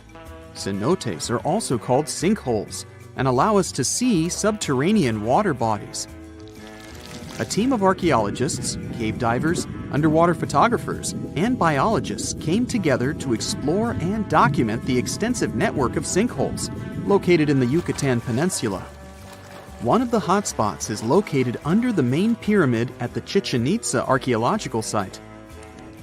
In total, scientists are looking to explore about 6,000 cenotes stretched across this whole region. The whole project is important not only because of the geological discoveries, but also because of its connection to the Mayan people and their culture. These recent discoveries revealed that for the Mayans, these cenotes weren't simple water sources. They dictated the way they built their constructions and had a huge impact on their spiritual lives too. The tallest mountain in the world is Mount Everest, sure, but it's been explored by scientists and tourists alike and doesn't hold many secrets. The mysterious Ganghar Puensum, on the other hand, is the tallest unclimbed mountain on our planet. The reason behind this unusual situation is not because of its remoteness or harsh conditions. Rather, because it's against local legislation to climb it. It's located in the South Asian territory of Bhutan, and the name of the mountain translates to the White Peak of the Three Spiritual Brothers. Local tradition dictates that mountain peaks shouldn't be available to humans and need to be left to the higher spirits. Mountains in this region can only be climbed up to 3.7 miles, but Ganghar Puensum tops 4.7 miles. For this reason, there's no official record of any human reaching the peak. Almost all of the previous expeditions have been inexplicably stopped at the midpoint. The next unusual spot should be on any travel enthusiast's bucket list, the island of Madagascar. For starters, it's estimated that about 90% of the species of plants and animals that are found here can't be seen anywhere in the world. But there's one small portion of the island that has baffled both tourists and scientists: the Stone Forest. It belongs to the Tsingy de Bimaraha National Park and features some unique limestone formations. They look like thousands of spiky towers that stretch hundreds of feet into the air. The distance between these formations can be anywhere from a few inches to the length of a city street. As beautiful as it is, it's really hard to get here. It'll take you a few days to get there from the nearest city. Once you get to the park, it becomes really difficult to explore, too. It can take a whole day to go across as little as half a mile. The word Tsingys itself translates to where one cannot walk barefoot. To visit the remotest village in the whole world, you'll need to prepare yourself for quite the journey. From the United States, for example, the easiest route involves a 15-hour flight to Cape Town, South Africa, followed by a 6-day boat ride to reach Tristan da Cunha. Or you could take a month-long cruise through the South Atlantic Ocean, whatever works better. Planning in advance is a must, since only 9 boat visits are made to the island yearly. It's just 7 miles long and right in the middle of the South Atlantic Ocean, stretching a mere 37.8 square miles. There are slightly over 200 residents, and they all farm for a living. They do have internet service, but it's really slow. The people living here speak a dialect of English that is used by the fewest number of people in the world. The town of Coober Pedy in Australia is partially underground. It all began back in 1915, when opal deposits were found in the area. To this day, the town is still the biggest opal mine in the world. People living here figured out that it would be more comfortable for them to stick to the underground, as temperatures above ground can reach 125 degrees Fahrenheit. So, the establishment now has underground stores and galleries. Coober Pedy is also home to the world's first 4-star underground hotel. North Sentinel Island, located near India, is another pretty remote place. Not because of the time it takes to get there or the climate, but because it's home to the world's most mysterious tribe. The population living here is estimated to be between 50 to 400 people and isn't known to have any contact with the outer world. This is mostly because locals don't really enjoy visitors and tend to scare them away, even harming tourists. So, to protect them and their obvious wishes, the island is monitored by the local Indian authorities. It's believed the tribe's people don't have any immunity from modern diseases, so being in contact with foreign people might actually be fatal for the locals. On these French islands, there are no native inhabitants. The Kerguelen Islands are part of the Antarctic lands and are home to just scientists that visit on rotation. At any given time of the year, there are no more than 100 people here, and they're mostly engineers and researchers. There's no plane to get you to these islands, and few tourists are known to have visited them. The island is covered in glaciers, and the soil here isn't friendly to plants or animals. But if you're curious about what this place looks like, you'll need both the money and the time to complete the trip. You can only reach the island by ship, which reaches the shores of Kerguelen only 4 times a year. It isn't cheap to stay in these islands, and you definitely won't find 5-star hotels here. The trip departs from Réunion, and it takes about 28 days to reach the first island. Half of the time will be spent at sea, so be prepared to cover over 5,600 miles of the Indian Ocean. Ever since Plato wrote about the allegory of Atlantis, humanity has been fascinated with the possibility of the discovery of a thriving underwater civilization. Fancy joining me on a trip to a few historic underwater sites? Let's see what we can find out about ancient civilizations. The first one on our list is what is being called the underwater Stonehenge. Scientists have recently discovered a mysterious pile of cairns that stretch for miles under the shimmering waters of Lake Constance at the borders of Switzerland, Germany, and Austria. Archaeologists began to explore the site back in 2015, and they haven't been able to understand yet what it was actually used for. What they do know is that there is a 12-mile line of 170 human-made stone cairns under Lake Constance. Scientists say this was most likely the result of a combined work of several villages. The cairn site was probably used for some collective purpose. The formations are huge. Some of them are several dozen feet wide. The most amazing discovery so far is that the site dates back to around 5,500 years ago. Now, what were we humans doing back then? We were living in the prime years of the so-called Stone Age. We were beginning to make artifacts from stone and use them to hunt and eat. Can you imagine what a knife and fork might have looked like back in those days? It's no coincidence that scientists call this site the underwater Stonehenge, though. Both sites are believed to have been built around the same period of time. You see, Stonehenge dates back to around 3100 BCE. Both sites carry the distinct characteristic of stone monuments built in a circle. Not to mention the fact that scientists also haven't figured out why on earth our early ancestors would feel the need to build a monument such as Stonehenge. Well, the mystery of Lake Constance hasn't been solved yet. Who were the Neolithic people from this area? And for what purpose did they go through such an amount of work and effort to build this huge stone site? Next, we're taking you on a tour of the Ryukyu Islands just off the coast of Japan. You're diving deep down to an archaeological site. But I should warn you, the waters of the Pacific Ocean are far from smooth. It doesn't take long before you see a huge structure, thanks to the sunlight shining down on the seabed.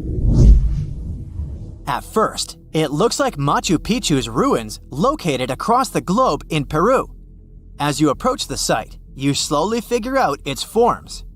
A pyramid-shaped structure, arches, staircases. It's something that could have easily been a palace or a castle. Could this be a sign of human activity? What you've just seen is known today as the Yonaguni Monument. It also goes by the name of Japan's Atlantis. The entire monument is about the size of 5 soccer fields and the height of a 5-story building. Its most surprising feature is its expanse of terraces. Explorers and scientists believe that Yonaguni might be 10,000 years old. But whether it's a human-made structure or a natural formation is still under debate. For Japan's top marine geologist, Professor Masaki Kimura, Yonaguni is the heritage of a lost civilization. Kimura has dived to the bottom of the ocean to explore the ruins over 100 times over the past 10 years. According to him, there are clear signs of human activity down there.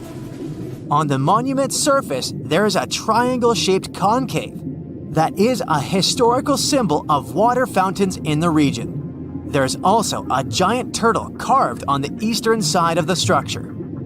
And, according to Kimura, turtles have an important cultural meaning. Several pieces of stone tools have been recovered from the site. Their estimated age is around 10,000 years. However, not all scientists support this theory. For many, Yonaguni is the result of thousands of years of erosion. The fact that the monument is composed of one massive rock leads them to believe it's not human-made. The defined edges and flat surfaces resemble a natural formation in Northern Ireland, known as the Giant's Causeway. The basalt columns look like the ruins of a palace, but they're actually the result of volcanic activity in the region. Now, you're flying to the coast of Greece, 4 hours away from Athens. More specifically, you're in the Peloponnese Peninsula. You dust off an old snorkel and head for a free dive on a bright sunny day. Sometime into the dive, you start noticing patterns on a seabed. 13 feet below the surface, outlines of familiar objects start to appear, one by one. As you continue swimming, what looks like the outline of an entire city emerges in front of your eyes. Are you wondering how water could have taken the whole city? Rocks are perfectly aligned into what appears to be the foundation of a building. This is Pavlopetri, an ancient city you've probably heard about for the first time. It was discovered by Nicholas Fleming, a British oceanographer, when he was on vacation in Greece. He had heard rumors about Pavlopetri's existence and indeed found several artifacts on the seafloor. He went back to the area a year later with the team. They found a site filled with pots, storage vessels, and tools. A kernstone, for instance, is a tool used for grinding grains and turning them into flour. Multiple amphoras indicate that this settlement dates back to the Bronze Age, 5,500 years ago, when people started living in towns. The settlement is believed to have existed for over 2,400 years. Today, Pavlopetri is considered the oldest submerged town ever discovered, and what's impressive is that it wasn't a simple village. It was a vibrant port city with stone buildings, a marketplace, streets, and even squares. The next stop on our voyage is one of today's most famous underwater cities that has been turned into an archaeological park. The city of Port Royal in Jamaica exists only below the surface, but in 1692 it was one of the wealthiest cities in the Western Hemisphere. Port Royal was the center of the British Empire at the time and an important trade city that attracted people from all over the region. It was also home to real-life pirates of the Caribbean. On the morning of June 7, 1692, the people of Port Royal met a different fate than they had probably expected. The city woke up shaking. People were thrown out of their beds by the power of a massive earthquake, ranking 7.5 on a Richter scale. One survivor said he had seen Earth opening up and swallowing the whole town. What he said could be true, as the city was mainly built on sand. The ground swallowed buildings, roads, you name it. Geysers erupted, and finally, waves as big as 10-story buildings hit the city.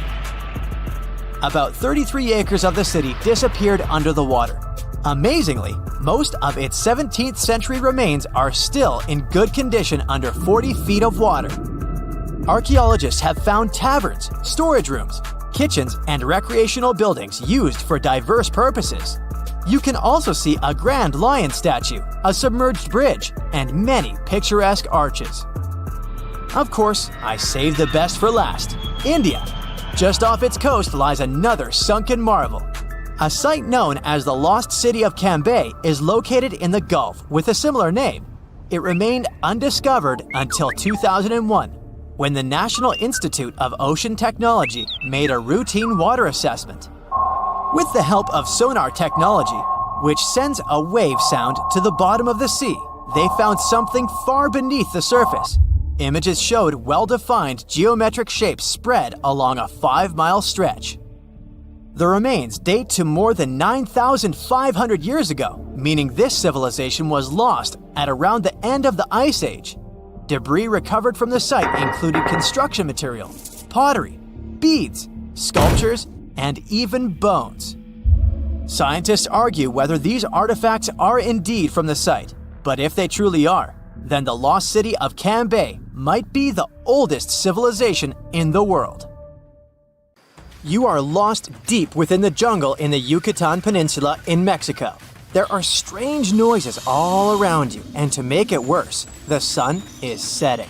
Soon, you'll be alone in the middle of an unknown rainforest. Guess it was a pretty bad idea to come looking for El Dorado on your own, wasn't it? You keep walking as fast as you can, when suddenly, wait! What's this you're seeing? It looks like large stairways made out of stone. This definitely doesn't look natural, so you take a picture. Maybe you didn't strike gold, but you might have just found something relevant. Congratulations, you found Akamtun, a long-lost Mayan city, hidden 37 miles into the jungle. The name literally translates to stone column. Stone was probably in at the time, so these guys used a lot of it to build their pyramids, houses, and even ball courts. If you ever thought that Europeans invented ball games, think twice. Mayans loved to play ball games for recreational purposes. Ancamtun is part of a series of other long-lost Mayan cities that are being discovered with the help of new technology nowadays. We'll talk more about the other ones in a jiffy. Perhaps the biggest surprise of this one is that it was surrounded by wetlands, which is why the city was built on high ground. The city was monumental, covering an area of over 120 acres. That would be as big as 90 football fields right next to each other. Scientists have found proof that Ancamtun had pyramids of up to 49 feet high, and that it was likely an important social hub between 250 and 1000 CE. This is definitely a game changer. But lost Mayan cities began to be unearthed in the 19th century. Modern technologies, such as LiDAR imaging, help archaeologists see through dense canopies of the forests. This means that people don't really have to risk getting lost in the tropical jungle like you did at the beginning of this video. LiDAR works sort of like an X-ray. It sends out laser beams that can detect any signs of ruins or ancient constructions. According to space archaeologist Sarah Parchak, satellite imagery has been a key player in discovering ancient cities in South America, Egypt, and other places. Sarah herself spends most of her days scouring images for any signs of where there could have been cities long ago. She says that more often than not, what happens is that ruins are covered by vegetation, soil, or sand, which makes them super tricky to find. But thanks to these awesome tools, scientists also made the huge discovery of ancient Mayan causeways, which spread throughout old Mayan territories. I mean, take a look at these roadways. You'd expect to see ruins like this in places such as Portugal, England, or the United States. I'm talking about 130 feet wide roads painted white to help travelers journey through the nighttime. Scientists recently unearthed a 110-mile network of roads such as these, and they think this dates back to before the first registered Mayan highways we've known so far.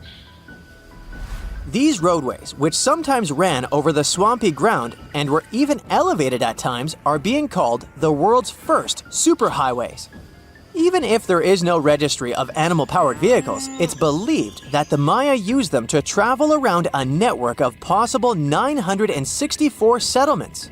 They were built like a huge spiderweb, and from what archaeologists have gathered, this huge system of roads worked to connect a big system of economic and social interactions between Mayan cities. This completely debunks the traditional idea that the Mayan pre-classic period, which dates back to 2000 BCE, was made of small, tribal settlements. Imagine the manpower and engineering ability you need to muster to build something close to these white highways. Scientists believe that these causeways were built pretty much the same way as the Mayans built their pyramids, with a mixture of mud and quarry stone. Oh, and using several layers of limestone to make them white. That's pretty cool, right? But let's take a few steps back for a moment to get some context. The Mayans were one of the biggest pre-Columbian civilizations living in the Americas. Until now, experts believe that at its apex, the Mayan civilization consisted of over 40 cities with a population of millions of people. That's a lot of folks. Their civilization spanned Mexico's Yucatan Peninsula, Guatemala, and Belize. And they survived mainly on agriculture. The thing is, the Yucatan Peninsula was an extremely difficult place to grow crops. So the Mayans had to develop a complex irrigation system in most of their cities. They built a series of ceremonial buildings, pyramids, and plazas. The Mayans might have been keen pyramid builders, but they also developed an advanced astronomical system. With whatever ancient technology they had, they were able to predict the exact location of planets such as Venus and Mars, as well as the exact dates of eclipses. If you've ever seen examples of ancient Mayan cities, this is Tikal. Located at the heart of the Guatemalan jungle, Tikal is believed to have been the capital of the ancient Mayan conquest state. At its height, it was comparable in importance to cities such as London or New York in today's world. It's composed of a series of complex monuments. The North Acropolis is one of Tikal's most ancient complexes of monuments. Built solely by human hands around 350 BCE, it served as the resting place of kings and chiefs. Its monuments are up to 200 feet high. Back in the day, the step pyramid temples were painted a beautiful red. Mayans loved that color. Today, of course, you'll only see the limestone. Then there's Chichen Itza.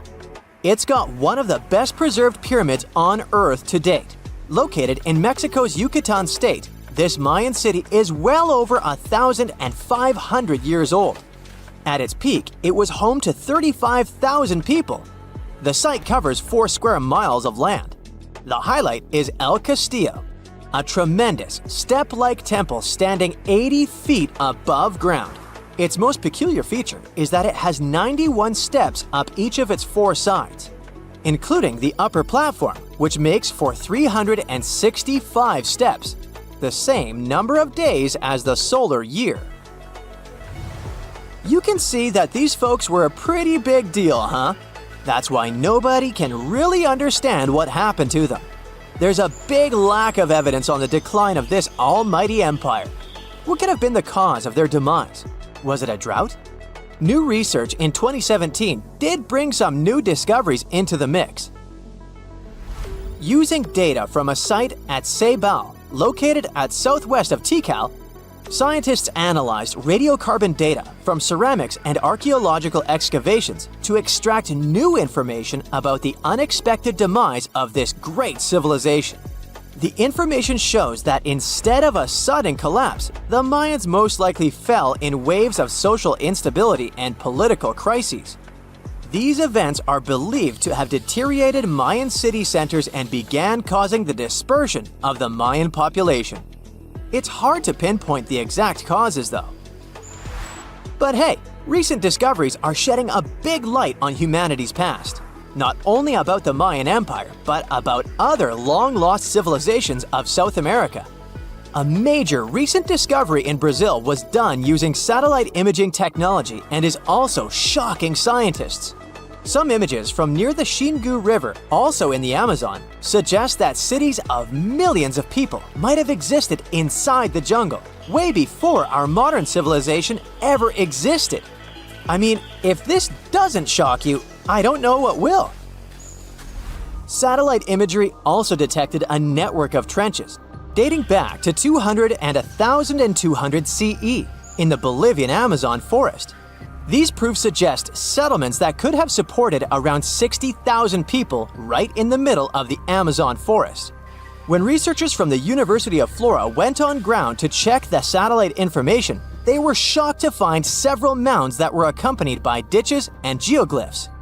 Archaeologists also found remnants of carefully designed walls centered around plazas, much like the type of construction done by the ancient Mayans. See this place on the map? Yeah, right there. It's estimated that around 100 people have vanished or lost their lives here. Why, you ask? Well, it seems they were all looking for this guy, Percy Fawcett. He was a British colonel, famous for his sharp blue eyes, perfectly groomed beard, and signature hat. He looked like a character from Pride and Prejudice, but lived more like Indiana Jones. In fact, this character was inspired by Fawcett's story. But his disappearance in 1925 was more macabre than any movie plot. Colonel Fawcett was bold. Not the ask your neighbor's Wi-Fi password kind of bold. I'm talking full-on, I don't care that much about my life bold. He used to be a soldier in Sri Lanka and even did a secret spy gig in Morocco, but he needed more. So in 1906, Fawcett started exploring parts of Brazil and Bolivia where no one had dared to go before. His mission was to create secret, mind-blowing maps. Okay, that doesn't sound too risky, but trust me, it was. If you want to explore the world nowadays, you just open Google Earth and, well, that's it. No danger, no adrenaline, just maybe 1 or 2 creepy street view photos. Ew. But we're talking about the beginning of the 20th century, when satellites and this weird Google car didn't exist. Back then, if you wanted to fill in the world map, you actually had to explore the land on foot. So that's how Colonel Fawcett ended up in South America. And he became famous for his expeditions to map out the wild Amazon. He was the first guy to record the locations of waterfalls in that region, for example. But then he got obsessed. Blame it on lack of sleep or whatever sketchy Amazon jungle juice he was sipping, But suddenly he was like, "I'll bet there's an ancient advanced city hidden somewhere around here." Spoiler alert, there wasn't. But he was hooked on that idea. Hanging out with native Indians for so long convinced him that large groups could totally thrive in the middle of a massive rainforest.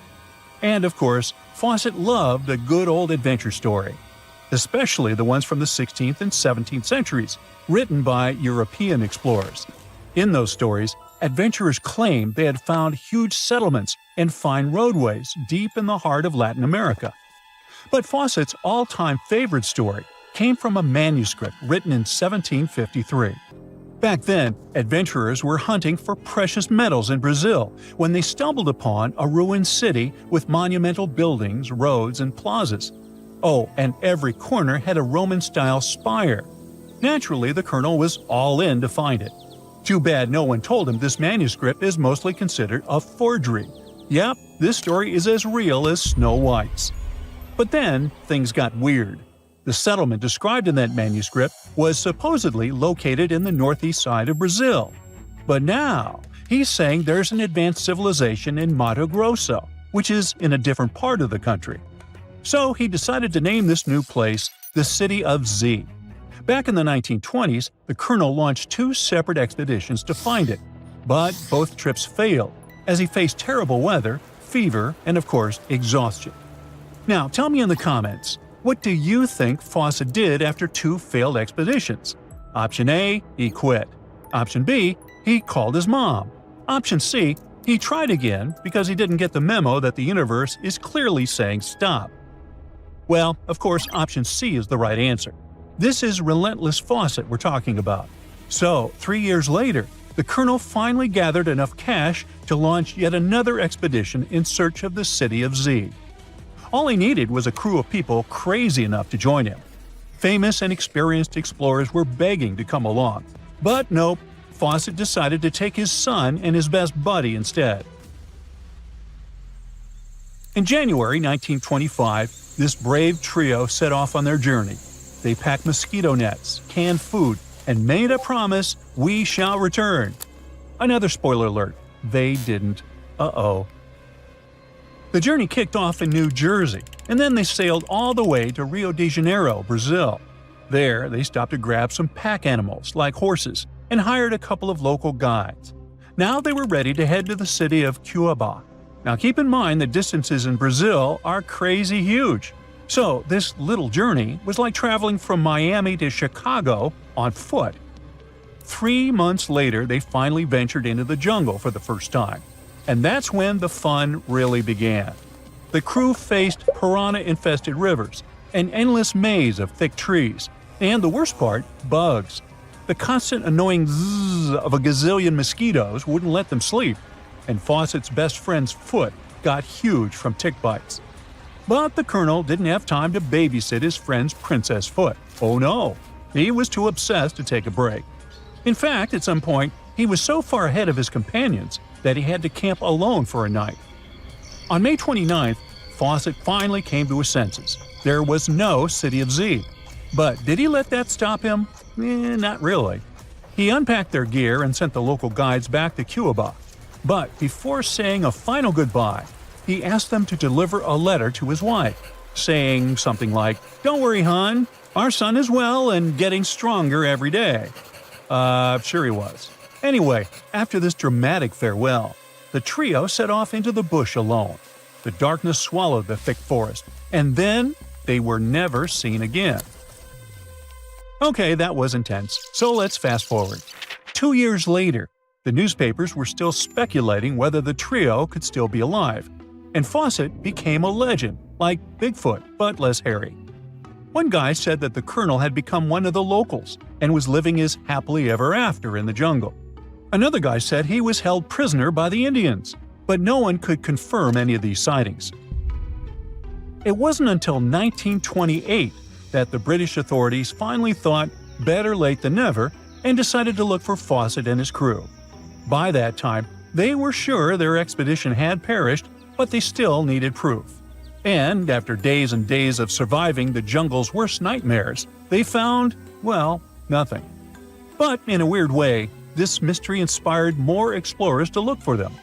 It's estimated that about 100 people have passed away in this process, and a few have followed in the explorers' footsteps by disappearing without a trace. So, what really happened to the expedition? Researchers have pointed their fingers at everything under the sun: parasitic infections, starvation, drowning, jaguar attacks, you name it. Some even say Fawcett dove headfirst into mysticism and started an occult community in the jungle. The Brazilian anthropologist Orlando Vilas-Boas was probably the one who got the closest to solving this case. Back in the 1950s, he was working with the Cleopatra Indians when they suddenly admitted to, getting rid of Fawcett. They even had bones to prove it. But it turns out a forensic analysis showed that the remains didn't belong to the colonel. So we're back to square one, and nobody knows, to this day, whatever the heck happened to them. Fawcett's quest, as we know it today, is based on some pretty questionable sources. But there is a possibility that he wasn't living in Delulu land after all. Recent discoveries suggest that his idea of a sophisticated jungle city wasn't just pure fantasy. In 2024, a massive ancient city was found in the Amazon, hidden beneath dense vegetation. Evidence suggests it was built around 2,500 years ago, and it was surprisingly advanced, featuring houses and plazas, all connected by an incredible network of roads and canals. But this city was in a forest in Ecuador, not Brazil. So who knows? Maybe the legendary city of Z is still out there. Ooh. No man shall ever find my tomb. That's what, according to rumors, Cleopatra once said. Rumor has it really wasn't about the gender. She wanted no living soul to disturb her, and I think she meant that no human would ever discover the location of her grave.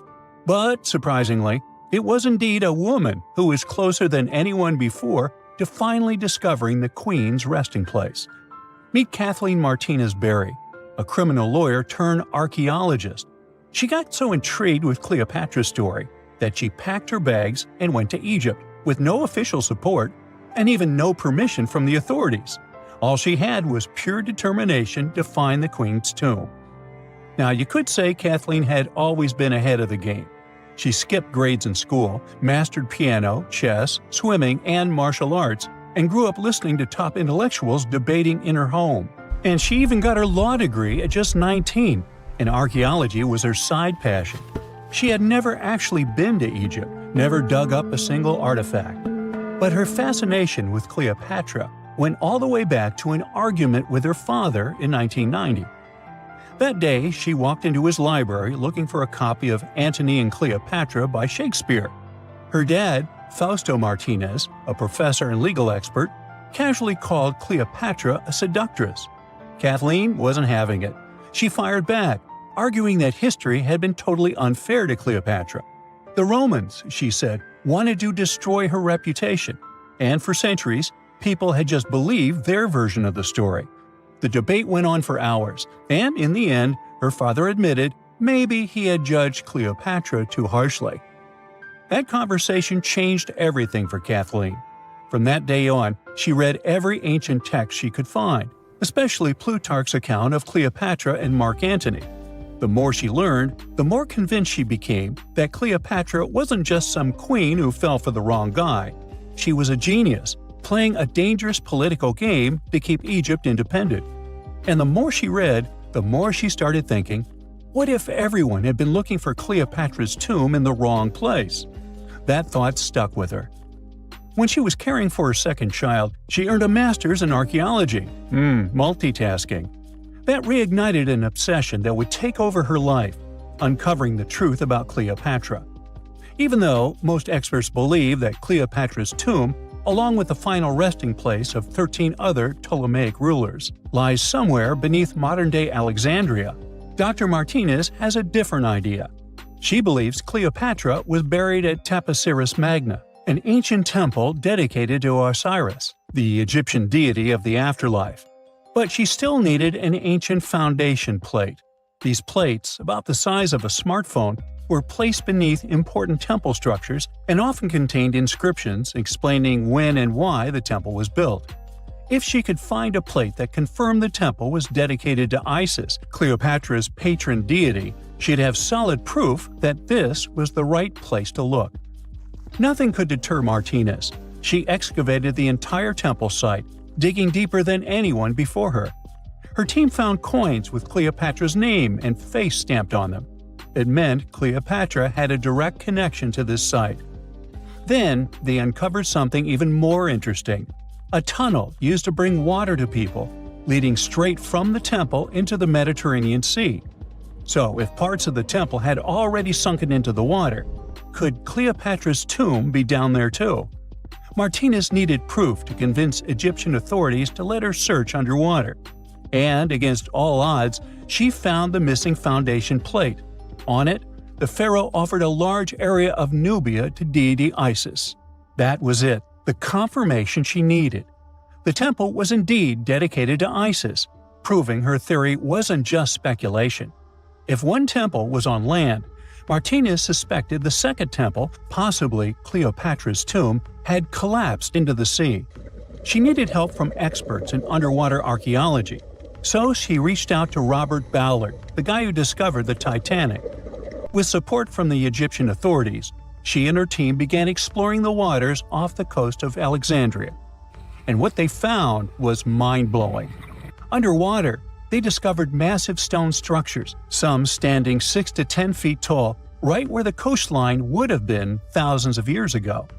They also found basalt blocks, the same material used in the statues from the first temple. That meant one thing: those weren't just random rocks. They were the remains of a lost city, buried beneath the sea for centuries. Now, we can only wait and see whether Martinez and her team will be able to unravel one of the greatest mysteries of the past left by the outstanding woman that was Cleopatra. Here's some backstory. After her father, Ptolemy VII, passed away, Egypt's throne went to both Ptolemy VIII and Cleopatra, or so it seemed. Cleopatra, just 18 at the time, allegedly married her 10-year-old brother. Yeah, ancient royalty had some different customs, though there's no solid proof of that. But sibling love didn't last long. Young Ptolemy decided he wanted all the power for himself and tried to push Cleopatra out. Forced to flee the country, she didn't just sit around feeling sorry for herself. She raised an army, ready to march back and take what was hers. That's how, at 21, she was already in the Sinai Desert, leading an army and planning her return to the throne. Now, by that time, Cleopatra had already been locked in a powerful political, and not only political, alliance with Julius Caesar. In June 47 BC, she gave birth to a son, Ptolemy Caesar, better known as Caesarion, who, many believe, was Caesar's child. But that didn't stop her from playing by Egyptian royal rules. And her husband number 2, her other brother, Ptolemy XIV. Yep, despite her ongoing affair with Caesar, Cleopatra married yet another sibling, because, in her world, keeping the throne in the family was the name of the game. Now, marriage aside, Cleopatra's bond with Caesar stayed strong. She even traveled to Rome with Ptolemy XIV for a state visit. But instead of playing the role of a dutiful queen, she stayed in Caesar's private villa by the Tiber River. But after Julius Caesar lost his life in 44 BCE on the Ides of March, Cleopatra's political standing became shaky. To make matters worse, her brother-husband Ptolemy XIV passed away soon after, and some suspect Cleopatra had a hand in it, leaving her as the sole ruler of Egypt. Meanwhile, back in Rome, Mark Antony was rising to power as Caesar's presumed successor. Wanting to size up the Queen of Egypt, he summoned Cleopatra, and she did not disappoint. Sailing into town on a lavish barge dressed as a deity, Cleopatra made quite an entrance. Antony was instantly mesmerized, so much so that he left his third wife back in Rome and followed Cleopatra to Alexandria, where their relationship turned into a full-blown royal affair. The two had 3 children together. Together, they waged war against Caesar's adopted son, Octavian, in a battle for control of the Roman Empire. The last time the queen was seen, she was in her mausoleum, dressed in full royal splendor, diadem on her head, lying on what Plutarch called a golden couch. When Antony and Cleopatra lost at Actium, Octavian's forces marched into Alexandria. Cleopatra apparently knew the end was near, so she locked herself inside her mausoleum, surrounded by gold, silver, pearls, and priceless art. Those were the treasures she threatened to burn rather than let the Romans take them. Antony, meanwhile, wasn't going to let the Romans capture him alive. He wounded himself with his own sword, but before he passed away, he was carried to Cleopatra's side. She held him as he took his last breath in her arms. A little over a week later, Cleopatra made her own choice. Rather than face humiliation as Octavia's prisoner, she ended her life. Legend says it was the bite of a deadly asp, though history isn't quite clear on that. At the time, Cleopatra was only 39. Sounds like a rather full life to me. At some point in its long and very interesting history, our dear planet Earth was sort of snoozing, just doing its planetary thing, spinning around the sun. And then, bam, life starts getting fancy. Plants and animals start strutting their stuff, showing off their complexity. Fast forward a bit, about 65 million years ago to be exact, and a cosmic disaster strikes, or at least that's what we presume. An asteroid probably smashed into Earth, wiping out the dinosaurs and other big animals. We can't pinpoint specifics about the asteroid, but we do know that it was extremely large and it crashed into our precious planet, creating a dusty mess that settled everywhere. You can still find remnants of that dust layer in sedimentary rocks today. If you dig beneath it, you'll uncover a whole bunch of fossils. These prehistoric creatures were living it up before the asteroid crashed the party. Think of it as the planet going on a cleaning spree, leaving a bunch of empty spaces waiting to be filled. And guess who took the opportunity? Mammals! These furry little critters were the ones to rise to fame. But why is it that this disaster became such a great opportunity for mammals? It's pretty simple, actually. With no big bullies around, they grew, multiplied, and had a population expanse. All kinds of mammals joined to fill in the blanks. Primates, rodents, basically, the whole furry gang.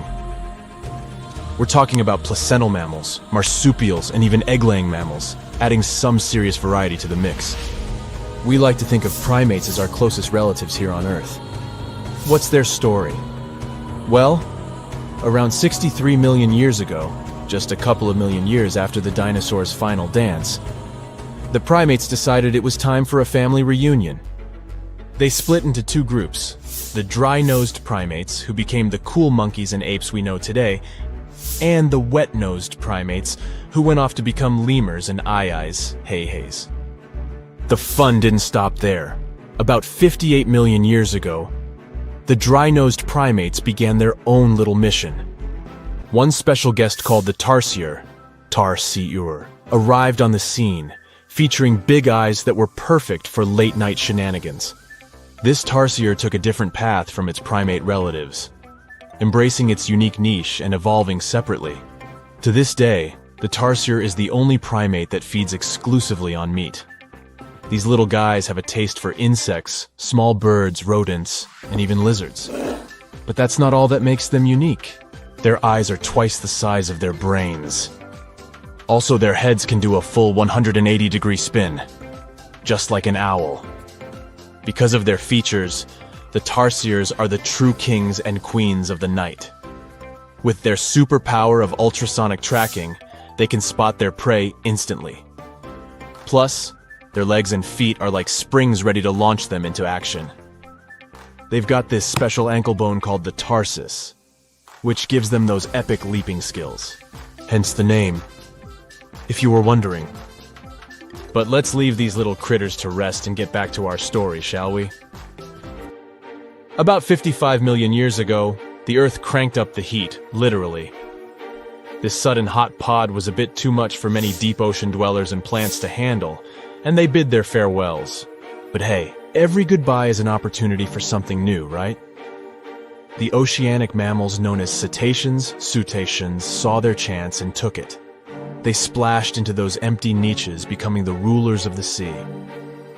In this category of creatures, you can find the blue whale and the dolphin. A special primate guest made an appearance around 47 million years ago. Scientists now affectionately call the fossil of such a creature Ida. This little wonder caused quite a stir, initially hailed as the missing link in human evolution. But here's the hilarious part. It turned out Ida was not one of us dry-nosed primates, but a cheeky wet-nosed one. Moving forward to 40 million years ago. This is when another big event happened in the primate world. The New World monkeys, our distant cousins, decided to take a different path and branch off from our lineage of Old World monkeys. They packed their bags and set off to conquer South America, where they're still living it up today. What's the difference between the two, you might ask? Well, one crucial thing that sets them apart is the fact that the Old World monkeys had nostrils that pointed downwards. Around 25 million years ago, another troop of apes entered the scene, and these guys had something special: the lack of a tail. These unique creatures would go on to become our closest relatives. We're talking apes and great apes, the cool gang who share a whole lot of genetic similarities with us. The first ape to break free from the monkey madness was the gibbon. About 18 million years ago is when this little acrobat swung into the picture. A few million years later, the great apes made their grand entrance too. Orangutans were the pioneers, venturing into the wilds of southern Asia. We're getting closer and closer to the present. It was 7 million years ago when the great apes took a major fork in the evolutionary road. One path led to our ancestors, the future Homo sapiens, and the other path led to chimpanzees and bonobos. These two primate branches remained united for a few million years before finally going their separate ways. 5.6 million years ago, a game-changing ape called Ardipithecus made its way into our evolutionary history. It had a special talent, bipedalism. That's right, this was one of the first apes to walk on 2 feet, probably making its primate buddies raise an eyebrow or two. The real showstoppers, however, arrived around 4 million years ago, the Australopithecus crew. These were the earliest members of the Hominina hominina subtribe, our tribe. What made them so special? Well, probably the fact that they brought some serious tools to the game. Stone tools, to be precise. It seems that at some point in their evolution, these clever primates started using stones to make their lives easier. Now here comes a crucial turning point in our story. About 2 million years ago, our ancestors faced a food shortage. Survival of the fittest was the name of the game, and 2 strategies emerged. Group 1 went for stronger jaws, allowing them to chomp on tough foods like nuts. Group 2 had a different idea. They opted for weaker jaws, but bigger brains. They wanted access to a wider range of food options. Obviously, the bigger-brained group took the prize. And here's where our gang comes into play.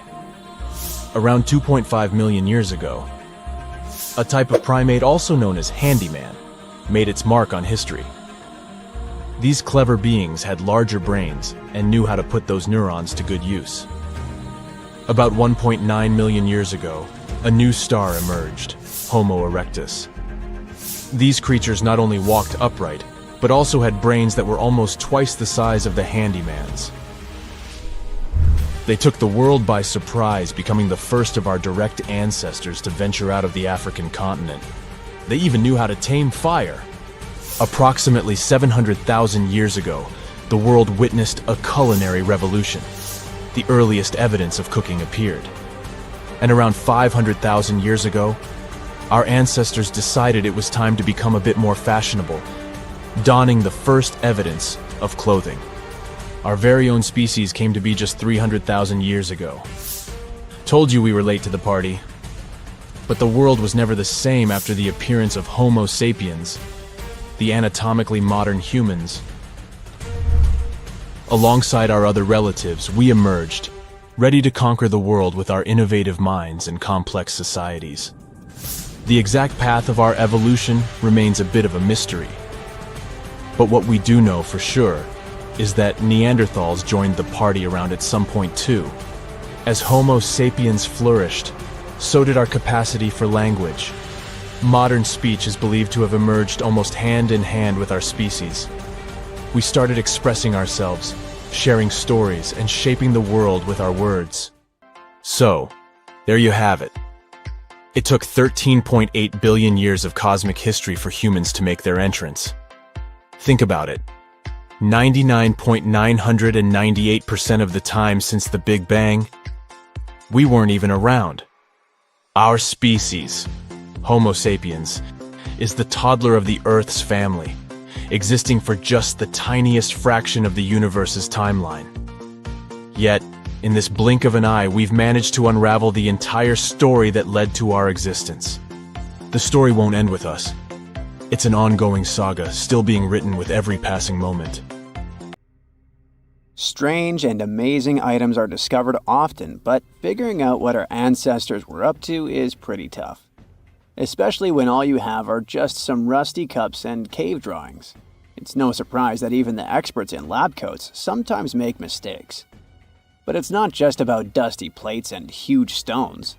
Sometimes there's even humans with large heads. So grab your digging tools and let's travel back to ancient times to explore incredible societies that even scientists can't fully explain. Sardinia may look idyllic now, but I'm not gonna lie, I wouldn't fancy visiting it 3,000 years ago. Rumor has it, terrible giants roamed around this island back then. People even talk about finding human skeletons over 13 feet tall there, although nobody's ever shown anything to prove it. But the stories will make you wonder because some weird stuff has definitely happened. In 1974, over 5,000 pieces of broken stone artifacts were found in a part of the island called Monte Prama, but instead of being displayed in a museum, they were locked up in an underground vault for about 30 years. Sounds a bit suspicious, doesn't it? When they were finally displaced in 2005, scientists put the pieces together to find statues of 38 giant men standing 8 feet tall.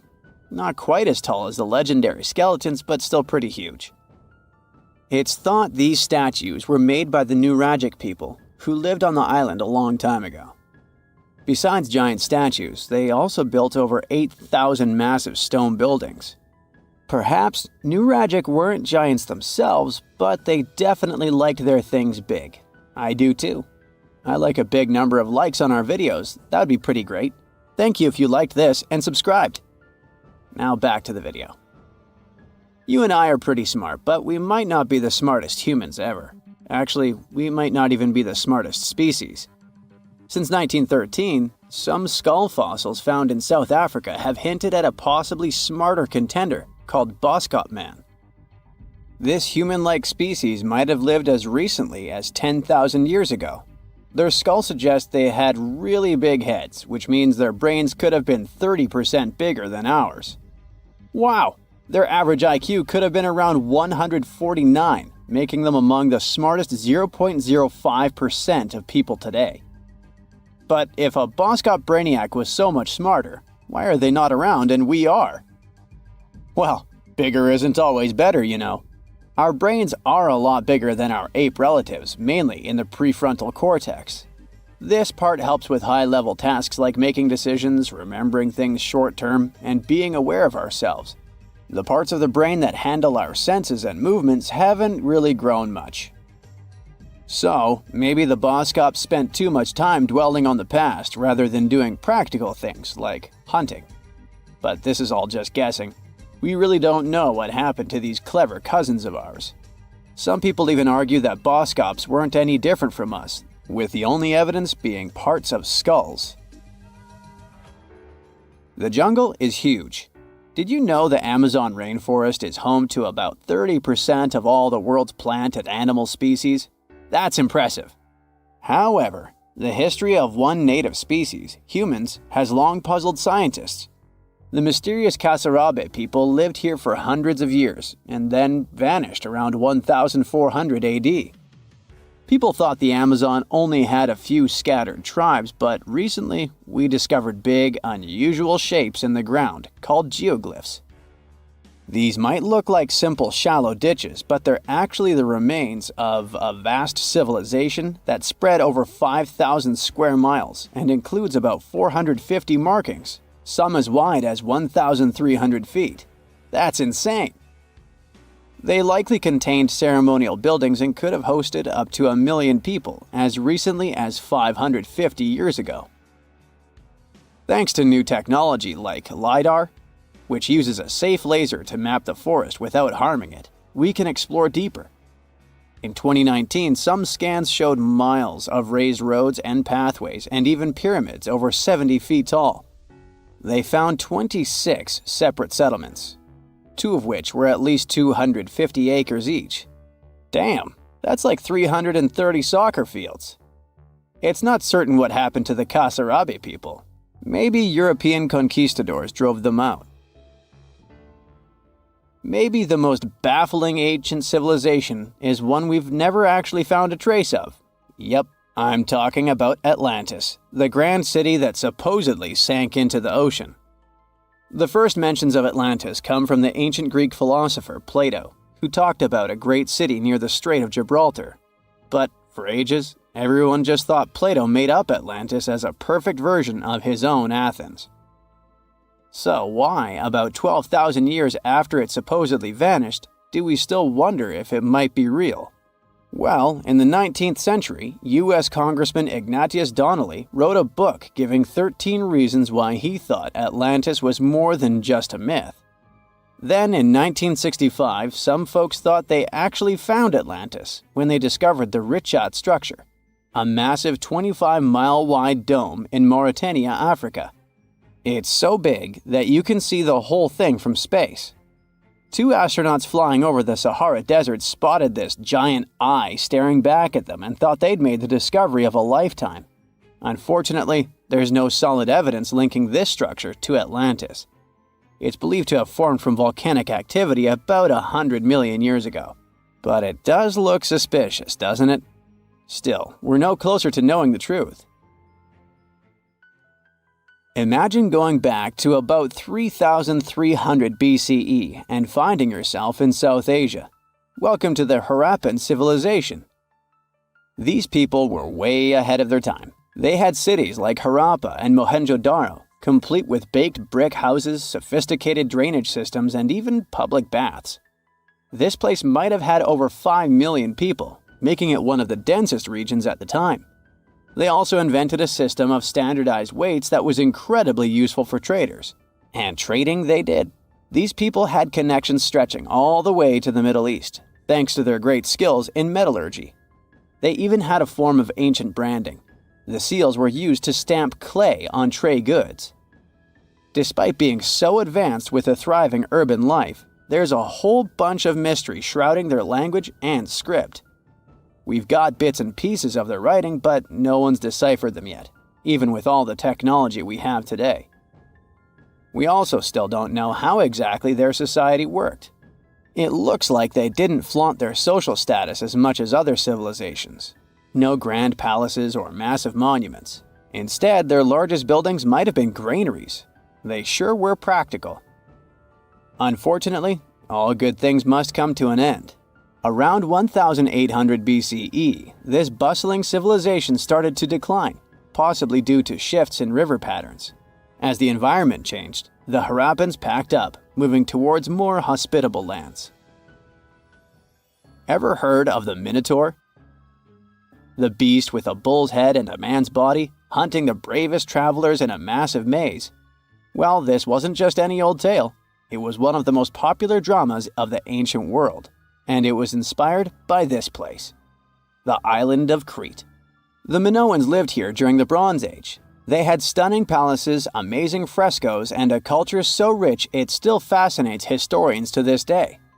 They built places like Knossos, which was so complex with its multi-story buildings and elaborate hallways that it might have inspired the whole labyrinth myth.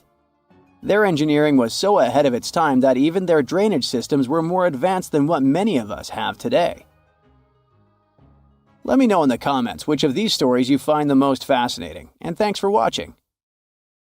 Do you remember 2011? Well, play along with me. A diver is set to go deep into the waters of the Musi River, located in the heart of an Indonesian island.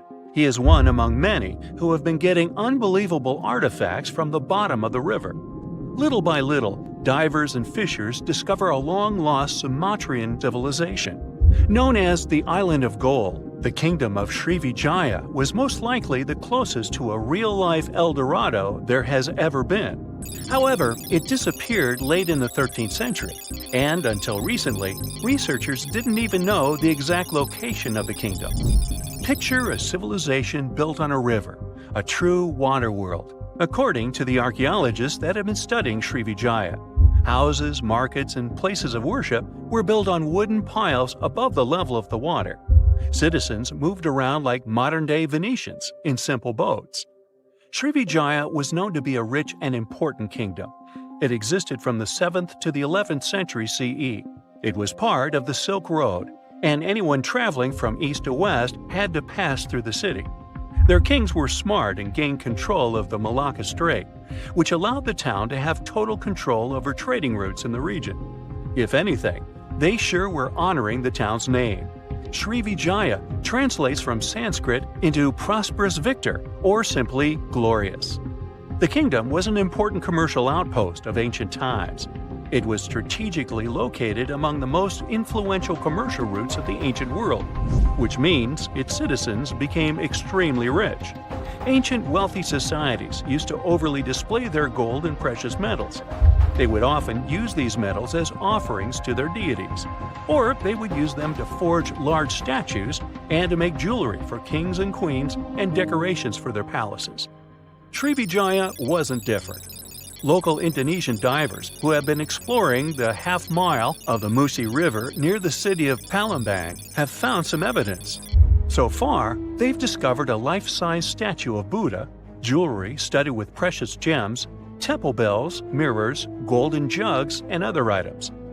No official archaeological excavations have been done in the area, so these artifacts are the first items of the Srivijayan Empire ever found. Sean Kinslett, a British maritime archaeologist who has reported on these discoveries, says he is truly surprised. For long, people have been speculating about the true wealth of Srivijaya, and it seems that the rumors have been confirmed. We're starting from ground zero, he says. We don't know what clothes the people of Srivijaya wore, what their tastes were, what kinds of ceramics they like to eat off. Even though this discovery has brought excitement to the scientific community, there is a downside. Divers and fishers sell the retrieved artifacts at the International Antiquities Market before archaeologists can take a look at them. Researchers could try to buy some items, but they're sold for millions of dollars worldwide. Most of the information we know about this El Dorado of the East was learned from merchant accounts of the city. These descriptions say Srivijaya was a kingdom of human-eating snakes and multilingual parrots. That's weird. Some say its active volcanoes gave the town an eerie and enigmatic sight, and all stories emphasize the amount of gold available there. Travel reports were a common way to describe cities in ancient times. In case you didn't know, this is how the legend of El Dorado originally began. As European explorers began their excavations in South American lands back in the 1500s, the word got out that an Amazonian civilization used to paint their leader in gold as an offering to higher powers. The legend of El Hombre Dorado, also known as the Golden Man, began to quickly spread around Europe. It turned out that it was only a ceremonial piece of pre-Columbian civilization. It had nothing to do with the land of infinite gold. Now, no one knows what brought about the decline of the Srivijaya Empire. Some speculate that its active volcanoes could have swallowed it, or maybe wooden houses built above the river eventually sank. Maybe if divers keep retrieving lost items from the bottom of the river, archaeologists will be able to figure out what happened to the city. It seems to be quite common in the history of the world. Some ancient civilizations disappeared without a trace, as happened with the Mayan civilization, for example. The Mayans managed to build one of the biggest empires in pre-Columbian America. It was believed to be home to over 2 million people, and it thrived for over 6 centuries. Its sudden demise is something that bothers archaeologists and scientists alike. The Mayans began to settle in South America as early as 1500 BCE. Their civilization spanned Mexico's Yucatan Peninsula, Guatemala, and Belize. They are believed to have built around 40 cities at the height of their empire. They also developed a complex hieroglyph system that has been studied since it was discovered by modern scientists. The Mayans were keen engineers, astronomers, and farmers. They were post-nomadic people that settled in vast areas of farmland where they could grow corn and other types of vegetables. Archaeologists are still learning a lot about the Mayan civilization by examining their ruins. The city of Chichen Itza, located in the Yucatan Peninsula, is one of the most important Mayan sites unearthed today. The site is made up of a total of 26 ruins, and it is home to a world-famous pyramid known as El Castillo. It consists of a series of square terraces with stairways on each of the 4 sides of the temple. It was built as an homage to a feathered serpent deity. The Mayans were such architectural geniuses that they managed to build a pyramid that cast a particular shadow.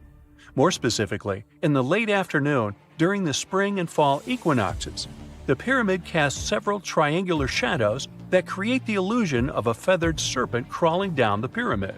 And they created this with none of the tech we have today. The city is so amazing that since 2007, it has been considered one of the 7 wonders of the New World. The Mayan Empire thrived for over 6 centuries due to their wise resource management system and astronomical knowledge. They were able to accurately predict eclipses and, using their rudimentary technology, could even locate Venus and Mars.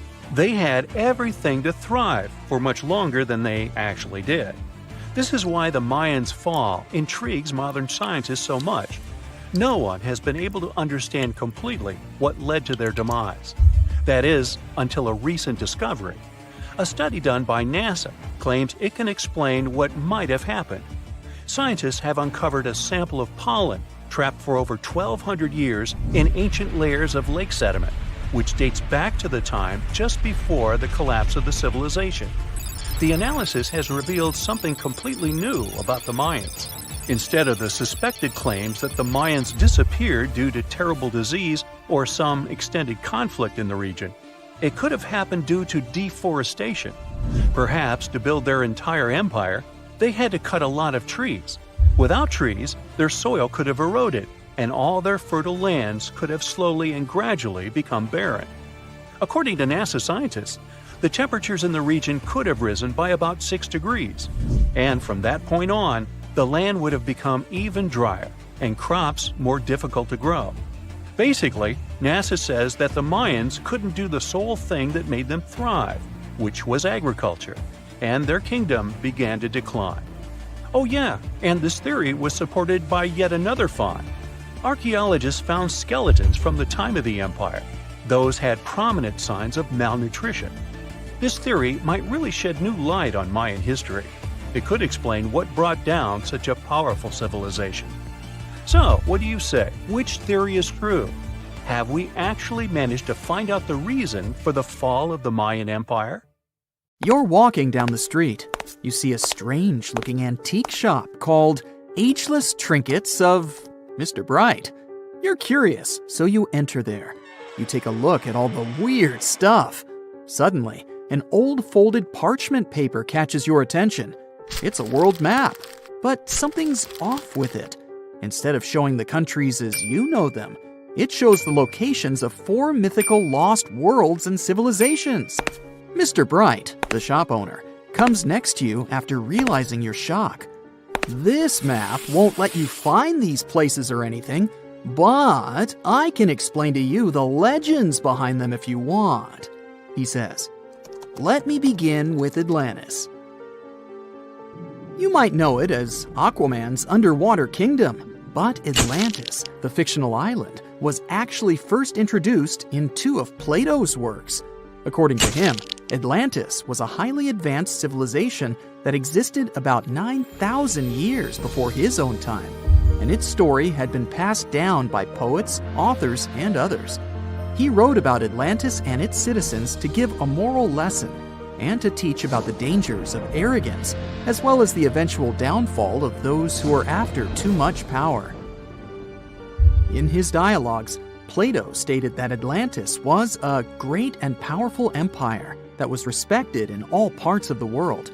It was founded by beings who were half deities and half human, and became a great naval power after a while. Being an island filled with gold, silver, and other precious metals certainly helped their case. But besides that, it was also known for its breathtaking architecture and state-of-the-art technology, as well as its countless rare and exotic wild animals. Atlanteans were proud of their great achievements and the perfection of their civilization, but their excessive pride was going to bring their downfall. They believed they were so superior that they could gain control over any nation. This led them to launch a series of invasions. They conquered many of the Mediterranean lands, but when it was time to enter Athens, Athenians pushed back with an extraordinary force, so the Atlanteans were finally defeated. Plato stated that deities then got angry at Atlanteans because of how wicked, greedy, and immoral they became. So they punished them by sending earthquakes, which caused Atlantis to sink beneath the sea. Although the earliest written records of Atlantis were Plato's works, some people still believed his story to be based on truth and tried to identify the island of Atlantis with actual countries. Some people suggested it may have been located in the Mediterranean Sea, near the coast of Spain or Italy. Others thought it may have been located in the Caribbean, off the coast of Central or South America, but there was no solid evidence to support any of these claims. One theory, in particular, seemed more plausible than the others, though. Located in the Aegean Sea, the island of Santorini was the home of a highly advanced Minoan society. However, due to a huge volcanic eruption, it was destroyed about 3,600 years ago, causing the Minoan civilization to suddenly disappear. These similarities between the fictional Atlanteans and the historical Minoans made Santorini a good candidate for the speculations. Yet again, there were still major flaws with it, such as how the time when Plato said Atlantis was destroyed doesn't coincide with the time of Santorini's eruption. So Atlantis still continues to be regarded as nothing more than a popular legend in the scientific world. Now, let's move toward the northeast direction on the map, Mr. Bright says. According to Celtic Breton mythology, there once was a magnificent city called Ys, also known as Caris, that towered over Douarnenez Bay in France's Brittany region. It was the most wealthy city in the entire Atlantic. It was especially famous for its beautiful gardens and buildings, and its citizens were all living comfortably and happily there.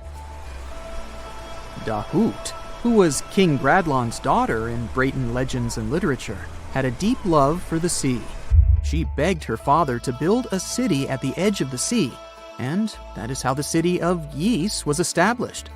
Little did she know that she would be the one responsible for the destruction of her father's beloved gift.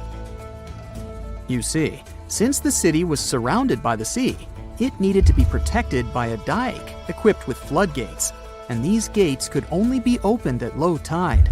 And the only one who had the keys to these gates was the king himself.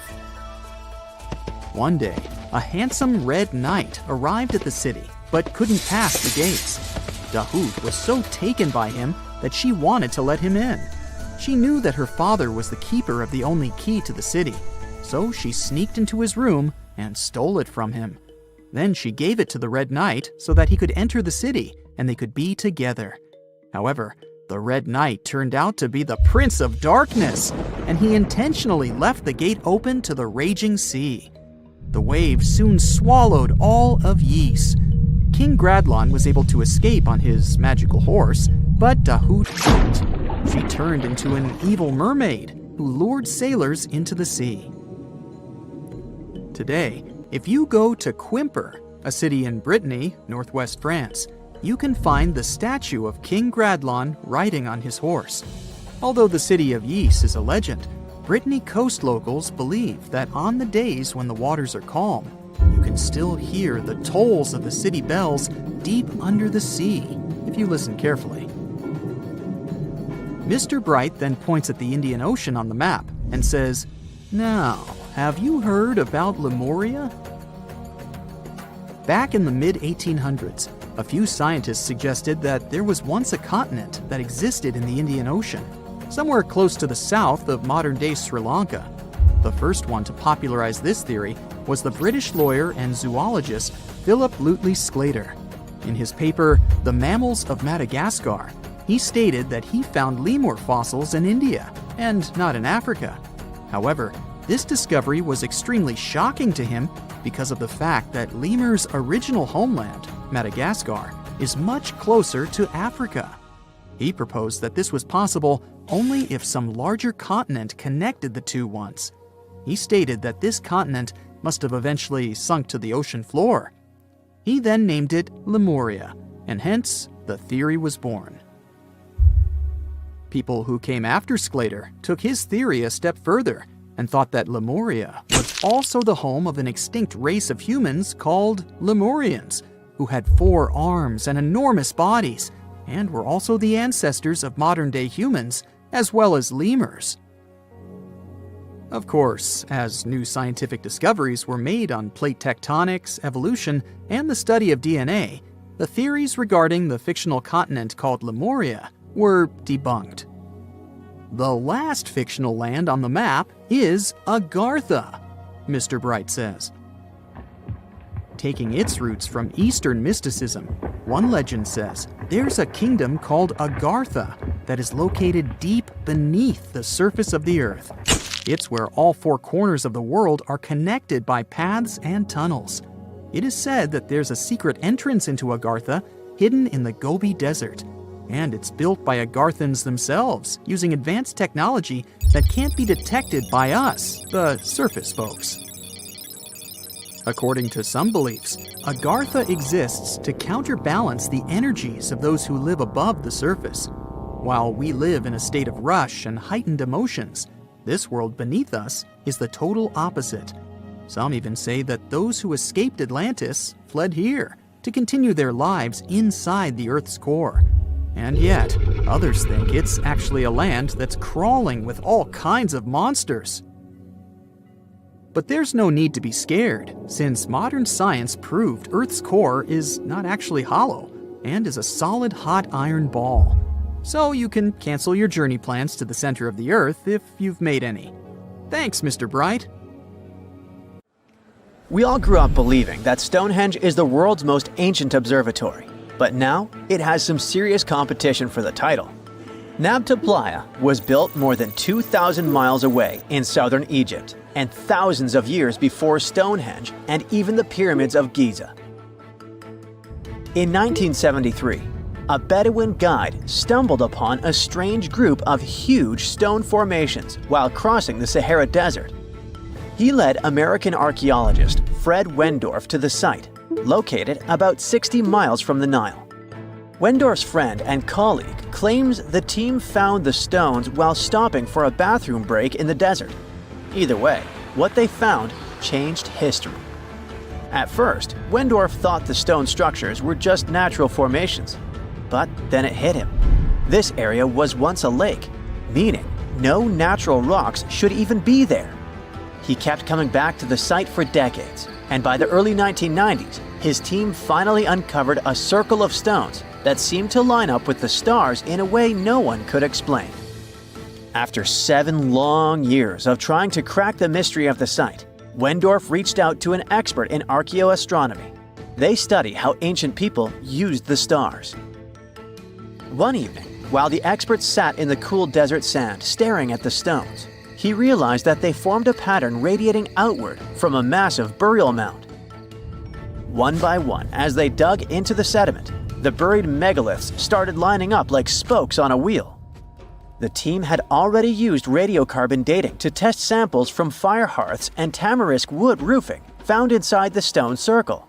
Nabta Playa had dozens of standing stones, all a few feet tall. Some of them lined up exactly with the sunrise on special days, and others matched up with bright stars in the sky. Inside the big circle, there were 6 special stones that may have been used for rituals or marking important times of the year. Around them, 29 standing stones might have worked like a simple calendar to help people know when it was time for something important, like the summer solstice, the longest day of the year. When the sun rose in just the right spot, it was a sign that the rainy season was coming. The stone circle once aligned with the brightest stars in the northern sky: Arcturus, Sirius, and Alpha Centauri. Some stones even pointed to the constellation Orion. By tracing Arcturus's movement across the sky, they figured out that it matched perfectly with the circle around 4800 BCE. That means it was the oldest astronomical site ever discovered.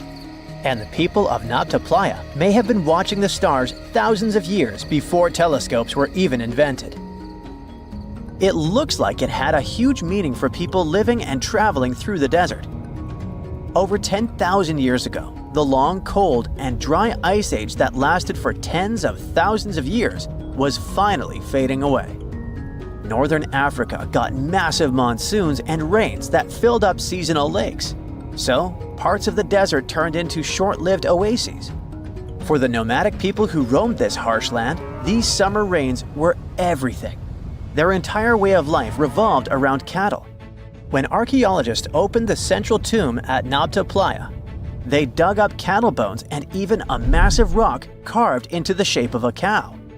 The people who built it used the stars to guide them and find hidden watering holes like Nabta Playa, which likely held water for about 4 months a year, starting with the summer monsoons. But there was no North Star back then, so instead they navigated using bright stars and the way the sky seemed to spin in circles above them. When the lakes were full, the standing stones would be partly submerged, and from the western shore, you would see the reflection of the stars on the dark water. Nabta Playa is way less famous than Stonehenge, perhaps because its stones were buried and the famous site in England was open to visitors for thousands of years. Sadly, when Nabta Playa did become famous, some tourists ruined parts of it by moving stones around, which messed up the ancient star alignments. To protect it, the authorities moved everything to a museum where people can see the stones and the carved cow statue without damaging them. The Egyptian Observatory isn't the only construction similar to Stonehenge. It has versions that were used for different purposes from Germany and France to the US and the Andes in northern Peru. This last one is actually one of the oldest big structures ever built in this region. The circular plaza is made of 2 giant stone walls arranged in a ring. It was likely used for ceremonies and gatherings. Scientists have carbon dated it to be about 4,750 years old, which means it was built before the Great Pyramids of Egypt and Stonehenge. The plaza had 2 entrances and a special layer of clay, soil, gravel, and charcoal underneath. It was carefully planned and built. Archaeologists also found ceramic pieces, quartz crystals, and gemstones at the site, so it was definitely a special place. People visited it for centuries, but at some point it was sealed off, probably because of changing beliefs and traditions. The most recent discovery was the remains of a large timber circle roughly the same age and with parallels to Stonehenge, all the way up in Denmark. This open-air structure was likely part of a special area where prehistoric people from the late Neolithic and early Bronze Age gathered for rituals and ceremonies. The circle was made up of 45 giant wooden posts, forming a huge ring about 100 feet wide. The wood is gone now, but scientists believe tall timbers once stood in the holes and created an impressive wood henge. No one knows exactly what these circles were used for, but archaeologists have found animal bones and food remains at similar sites. So people probably used to gather there for feasts and rituals. In 2024, scientists found 2 ancient stone circles from the Neolithic period in Dartmoor National Park in England. Some archaeologists believe they might form a sacred ark. Many of Dartmoor's stone structures were built in a curved shape on the high ground in the center of the area. A long time ago, Dartmoor was covered in forests, so people may have used the high ground as important markers. One of the newly found circles fits inside this ark, but the other one is outside of it, to the north. This could have been an entrance point into the ark. There's also a raised bank of earth near the stones, which looks similar to other famous Neolithic sites, like the Ring of Brodgar in Scotland and Stonehenge itself. This means the people who built these circles may have visited Stonehenge or been inspired by it. Archaeologists in Oman found ancient stone monuments called tralith, which got the nickname Arabian Stonehenge. They were finished about 2,000 years ago, but no one knows for sure who built them or why. Scientists also found stone hand axes that are incredibly old, between 300,000 and 1.3 million years old, from the time when the first humans left Africa. At another site in central Oman, archaeologists discovered a Neolithic tomb from around 5000 to 4600 BCE. There are 2 chambers with the bones of dozens of people inside beneath a giant megalithic structure. Nearby, they also discovered rock carvings that were made by people who lived in the area. And then there is another Stonehenge look-alike, this time in Saudi Arabia, that was used as an apartment complex thousands of years ago. Archaeologists discovered a total of 345 stone circles by looking at aerial photos of a lava field. Each circle is between 13 to 26 feet and has at least one large standing stone in the middle. These structures still have remains of stone walls and doorways. Stone circles like Stonehenge are often linked to ceremonies and rituals, but scientists say that many early houses were actually built in round shapes, and rectangular homes only became common much later in history. Welcome to Rapa Nui, better known as Easter Island. It's a tiny speck in the vast Pacific Ocean, 2,200 miles away from the coast of Chile. This island is most famous for its eerie moai statues.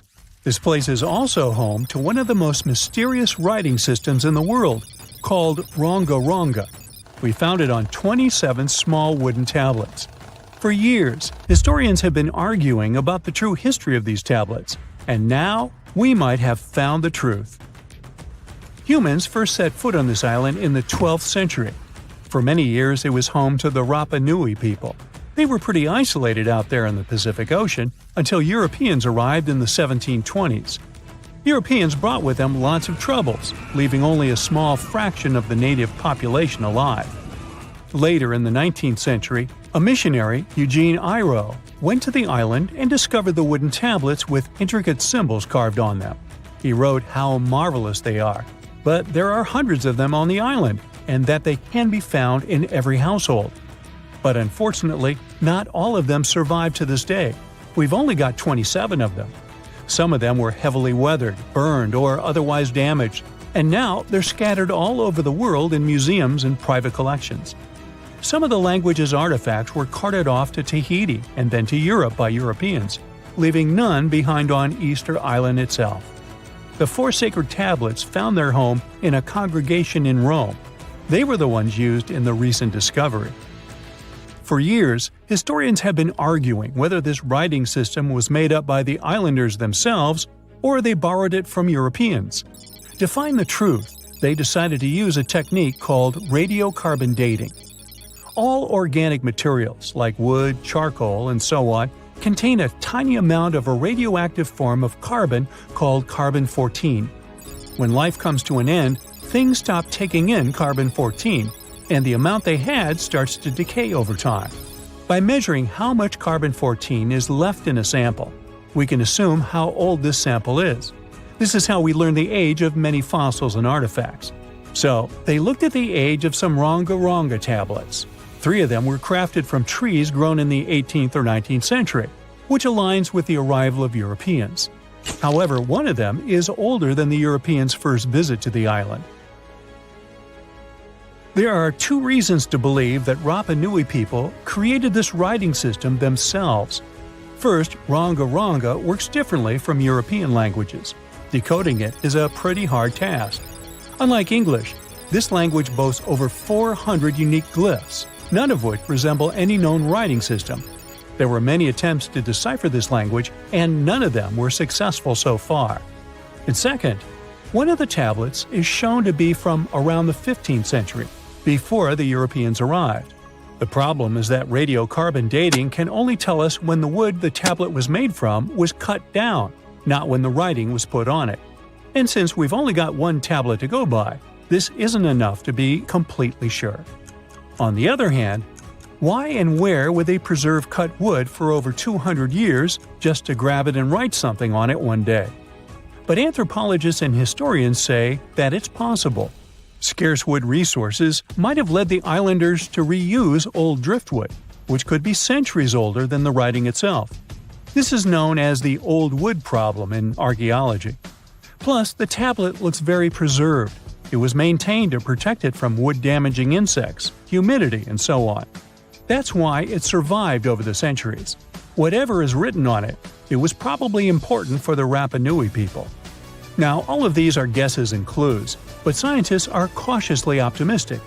They believe that Ronga Ronga could be one of the rare instances of independent writing invention, like those of the Sumerians or the Egyptians.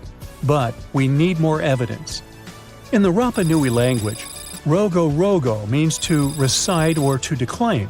Not everyone could write, only a select few. Probably only the elite of Easter Island, mostly men, knew and could read this written language. After colonization, none of them survived. So now we have to rack our brains trying to figure out what's written here. First, scholars can't agree on what type of script it is. We aren't even sure that this was their language. But even if it was, we don't know whether it's a primitive form of writing or a fully developed system. In the 1990s, a linguist, Stephen Roger Fisher, believed he might have cracked the code of Ronga Ronga's structure. His idea was that these tablets conveyed cosmogonies. Cosmogonies are stories or narratives that explain how the universe was created and how natural phenomena came to be. They often come from ancient traditions and cultures, like those found in East Polynesia. The tablets could have talked about things like how the world began, where everything came from, and how different aspects of nature, like the stars or the mountains, were formed. This would also explain why only the wise elite could write. Fisher thought that Ronga Ronga is a mix of logographic and semasiographic systems, which means that some symbols represent spoken words, while others represent ideas or concepts. But deciphering them would be very hard because it requires extensive memory and knowing context, because the symbols are more like hints than complete expressions. However, other language experts disagreed with his ideas, saying there were problems with how he put together his theory. Unfortunately, Fisher couldn't prove this hypothesis. Maybe these are just drawings. If we look at the tablets, there are some things that look recognizable: people, animals, plants, and geometric shapes. There are some birds. One of them looks like a frigate bird, which Rapa Nui people associate with the deity Maki Maki. There are also fish, centipedes, and so on, or at least these glyphs look like them. Could it be just art or a form of decoration? Maybe, but there are some problems. The glyphs show a high degree of complexity and structure. They also keep the same style. For example, there are several symbols that show something human-like with a raised hand. The only difference is different heads. As if it wasn't complicated enough, this unique writing style also uses a system known as reverse boustrophodon. This means that each alternate line is flipped upside down, resembling nothing seen elsewhere. We don't know why they would turn the tablet upside down after each line. But all this shows that they had some sort of system and organization behind these symbols. Plus, it seems like they use these tablets every day for some practical purpose. But there's some hope for the future. New technology, like AI and other computer programs, might help us understand lost languages. We already started creating algorithms that could help us solve other mysteries, like the Voynich manuscript. Academics even organized the Vesuvius Challenge, a machine learning competition that, in 2023, cracked the riddle of the ancient Herculaneum scrolls. The scrolls were buried under volcanic mud after the catastrophic eruption of Mount Vesuvius in 79 AD. In real life, the scrolls are very fragile, so deciphering them would be a very hard task. But with digital scanning and machine learning, it's much easier. They have a rich history. They most likely belong to the personal library of an Epicurean philosopher named Philodemus. These scrolls contain very important insights into Greek philosophy and Latin literature. If we decipher more of them, we'll learn more about the rich history of the Roman Empire. Scientists have finally solved the Loch Ness Monster mystery. Here's the spoiler, you ready? It's not a real monster. It's probably a dinosaur that survived through the ages, or just a bunch of debris floating on the water. Thanks to many findings on the Loch Ness creature, we have proof of another story to tell you. It was 1933 when a man named George Spicer and his wife were driving along the shores of Loch Ness. That's when they saw something massive with a long neck moving across the road. It looked like a creature straight out of the prehistoric era, a dinosaur-like beast unlike anything they'd ever seen. That was the moment that Loch Ness Monster theories started spreading around like wildfire. One of the most famous Loch Ness Monster sightings came just a year later, in 1934, when a man took a photograph that became the most well-known image of Nessie. That's the nickname she was given. She? Anyways, the photo, known as the surgeon's photograph, showed a long-necked creature rising out of the water, and for years it convinced people that the monster was real. But years later, the truth came out. One of the men who helped take the photo confessed it was all a hoax. The photo had been staged after all. When the photo was published, it had been significantly cropped. This made the animal in the picture look much bigger than in real life, fueling the theories that the Loch Ness Monster did in fact exist. In the 1960s, one of the first big scientific attempts to investigate the mystery of the Loch Ness Monster happened. A research team took sonar equipment to the lake and spent hours scanning the waters in search of evidence of large creatures. What they found was puzzling. They recorded several objects moving deep in the loch, or lake, with no clear explanation as to what it was. Though the team didn't manage to capture anything definitive, this sighting helped fuel the belief that there was indeed something massive living in Loch Ness. After that, research about the mystery of the Loch Ness Monster kept popping up.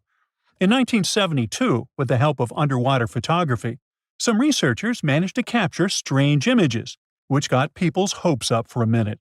But the truth is, this early research about the Loch Ness Monster was far from conclusive. Now, of course, not everyone bought into the mystical, magical theories about the Loch Ness Monster. Theory 1, from a professor of zoology at Oxford University, has made it clear that the monster is a biological impossibility. Hey, my pediatrician said that about me, too. Meanwhile, he says that no skeletal remains have ever been found in the region. Plus, no fishermen have ever caught anything resembling the creature in their fishing nets. For him, this works as proof that it simply can't be real. When it comes to the famous photos of the Loch Ness Monster as evidence, well, that's pretty simple. The professor offers a more down-to-earth explanation. He argues that these images are either showing floating debris or birds, like cormorants, which have long necks and often appear to be low in the water. When people refute his suggestion, he takes us back to human psychology and explains that people often make mistakes and misjudge the size of things, especially when they just caught a glimpse of it, and even more so when they are hoping to see something specific. Now, many of those alleged photos depict an animal with a long neck and a small head, which has led some to believe that what they're seeing is a plesiosaur, a giant marine reptile that lived 215 million years ago and disappeared with the dinosaurs. The idea of a plesiosaur surviving all these years is a theory that's been around since the first sightings of the creature. But this researcher isn't buying it. He explains that no plesiosaur fossils have been found in the region dating to anything later than 66 million years ago. The idea of a prehistoric creature still lurking in the waters of Loch Ness just doesn't hold up scientifically. Then there's theory number 2, from a British naturalist who has spent over 50 years investigating the Loch Ness Monster phenomenon. His conclusion is a little less dramatic. He believes that most people who report sightings of long-necked creatures are misidentifying other animals. He suggests people think they are seeing a sea serpent. Reports of sightings from the Loch Ness Monster have been around since the 6th century CE, long before they were distilling Scotch whiskey or other explanations. Early reports of these sea serpents describe large creatures with long snake-like bodies and multiple humps. Some say the creatures were as big as boats, and many swore they saw something swimming in the waters. Many of these early sea serpent sightings may have been misunderstandings or exaggerations of normal animals in the loch, like large fish or even swimming birds. They could have been large eels, which are known to live in Loch Ness. These eels, especially when they're moving, might have given the impression of a long, undulating creature in the water. People who saw these eels from a distance particularly in low light or misty conditions, might have mistaken them for something much more mysterious. Theory number 3 says something else. Nessie is just a series of standing waves. These happen when two boat wakes move in opposite directions, creating a big hump in the water that could look like a creature from a distance. Loch Ness enthusiasts even showed how it works, with footage from Fort Augustus, where a river meets Loch Ness. These enthusiasts had big plans to use drones with infrared cameras and special underwater microphones to search the loch. Now, Loch Ness is massive, stretching around 23 miles long and more than 700 feet deep. So, they thought they needed drones and infrared cameras to put an end to this discussion. But despite everything, they haven't found Nessie.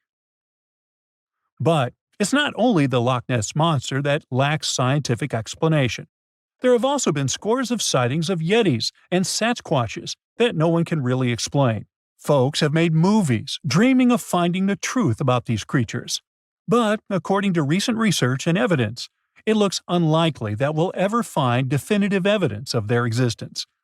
Science says they can explain Sasquatch sightings, and this is how. Biologists who study wildlife using camera traps, which are set up in remote areas to capture images of passing animals, have long attempted to find elusive species. These cameras detect movement and snap pictures, providing invaluable data on the biodiversity of different ecosystems. As camera traps collect more photos over time, the number of species recorded grows. However, after a while, the number plateaus, suggesting that no new species are being detected. While it's impossible to claim 100% certainty, researchers say that after significant camera deployment, it's safe to say the likelihood of discovering new species, especially large ones like Bigfoot or the Yeti, drops significantly. Camera trap studies have been running for years in regions where these creatures are rumored to live, but so far, no conclusive evidence has surfaced. Instead, the supposed proof of Bigfoot or the Yeti often comes from blurry photos or shaky videos taken by individuals who claim to have encountered them. The scientific understanding of biology also makes the existence of Bigfoot highly unlikely. Often described as a great ape, Bigfoot would have had to evolve in North America. However, great apes evolved in Africa, and the only great ape to make it to the Americas is Homo sapiens, whose ancestors crossed the Bering Strait only about 16,000 years ago. This is far too short a time for a new species like Bigfoot to have evolved. While it may be disappointing for these mysterious creature enthusiasts, the scientific evidence points firmly toward the conclusion that creatures like Bigfoot and the Yeti are more fantasy than reality. After decades of extensive scientific research, it's safe to say that yes, science has solved the mystery of the Loch Ness Monster, and it's pure fiction. So, what do you think? Scientists discovered the largest water reservoir in the Oregon Cascades. It's hiding underground, holding more than twice the water volume of Lake Mead. Let me specify. It contains at least 19.4 cubic miles of water, which is almost 162 trillion bottles of water. If you drank one bottle a day, it would take you around 444 billion years to finish your stock. No wonder this underground aquifer discovery is so awesome. The Cascade Mountain Range, which contains the largest aquifer on Earth, stretches about 700 miles from Northern California to British Columbia. The high Cascades in Oregon have younger volcanic rocks, around 8 million years old. The Western Cascades are much older, 45 million years. They boast deep canyons and valleys. Scientists study the transition zone between these two areas to understand how water moved through volcanic rock and how volcanic processes had evolved over time. In the process, researchers measured rock temperatures at different depths. That's when the underground aquifer discovery happened. Normally, deeper rocks should be hotter because it's closer to the Earth's interior. But, to everyone's surprise, in several areas, the temperature stayed the same even at greater depths. Well, this was a strong clue that water was flowing through the rock and cooling it down. In other words, the Cascades function like a natural water tower, storing and slowly releasing water into rivers and streams. These geological water findings are important for two main reasons. First, it's our potential water source for the future. Such a massive amount of water stored underground could be an important resource. So far, we don't know how long it will remain in its current state and how resilient it's going to be to changes. So, we need more research to properly manage its use. Secondly, it affects volcanic activity. When water seeps deep underground and reaches magma, it instantly turns into steam, creating extreme pressure that can trigger explosive volcanic eruptions. Understanding how much water is stored in volcanic rock could help predict future eruptions and the risks they pose. Now, even though this discovery is exciting, there are still many unanswered questions. Like, how does this water move through the volcanic rock? Or how much of it is actually usable as a water resource? Since this underground reservoir depends on rain and snow, a series of dry years could cause big problems for both water supply and volcanic stability. Researchers are now working to understand the full impact of the Cascades volcanic water reservoir and how to manage it responsibly. But let's look closely at the geological wonder that is the Cascade Range. Picture this: a massive mountain range stretching all the way from Northern California up to British Columbia, cutting right through the middle of Oregon. That's the mountain range we're talking about. In Oregon alone, it's about 260 miles long and up to 90 miles wide, covering 17,000 square miles. Whoa, that's bigger than each of the 9 smallest US states. The coolest thing is that the Oregon part of this mountain range is basically built by volcanoes, and apparently contains at least one volcanic rock water storage.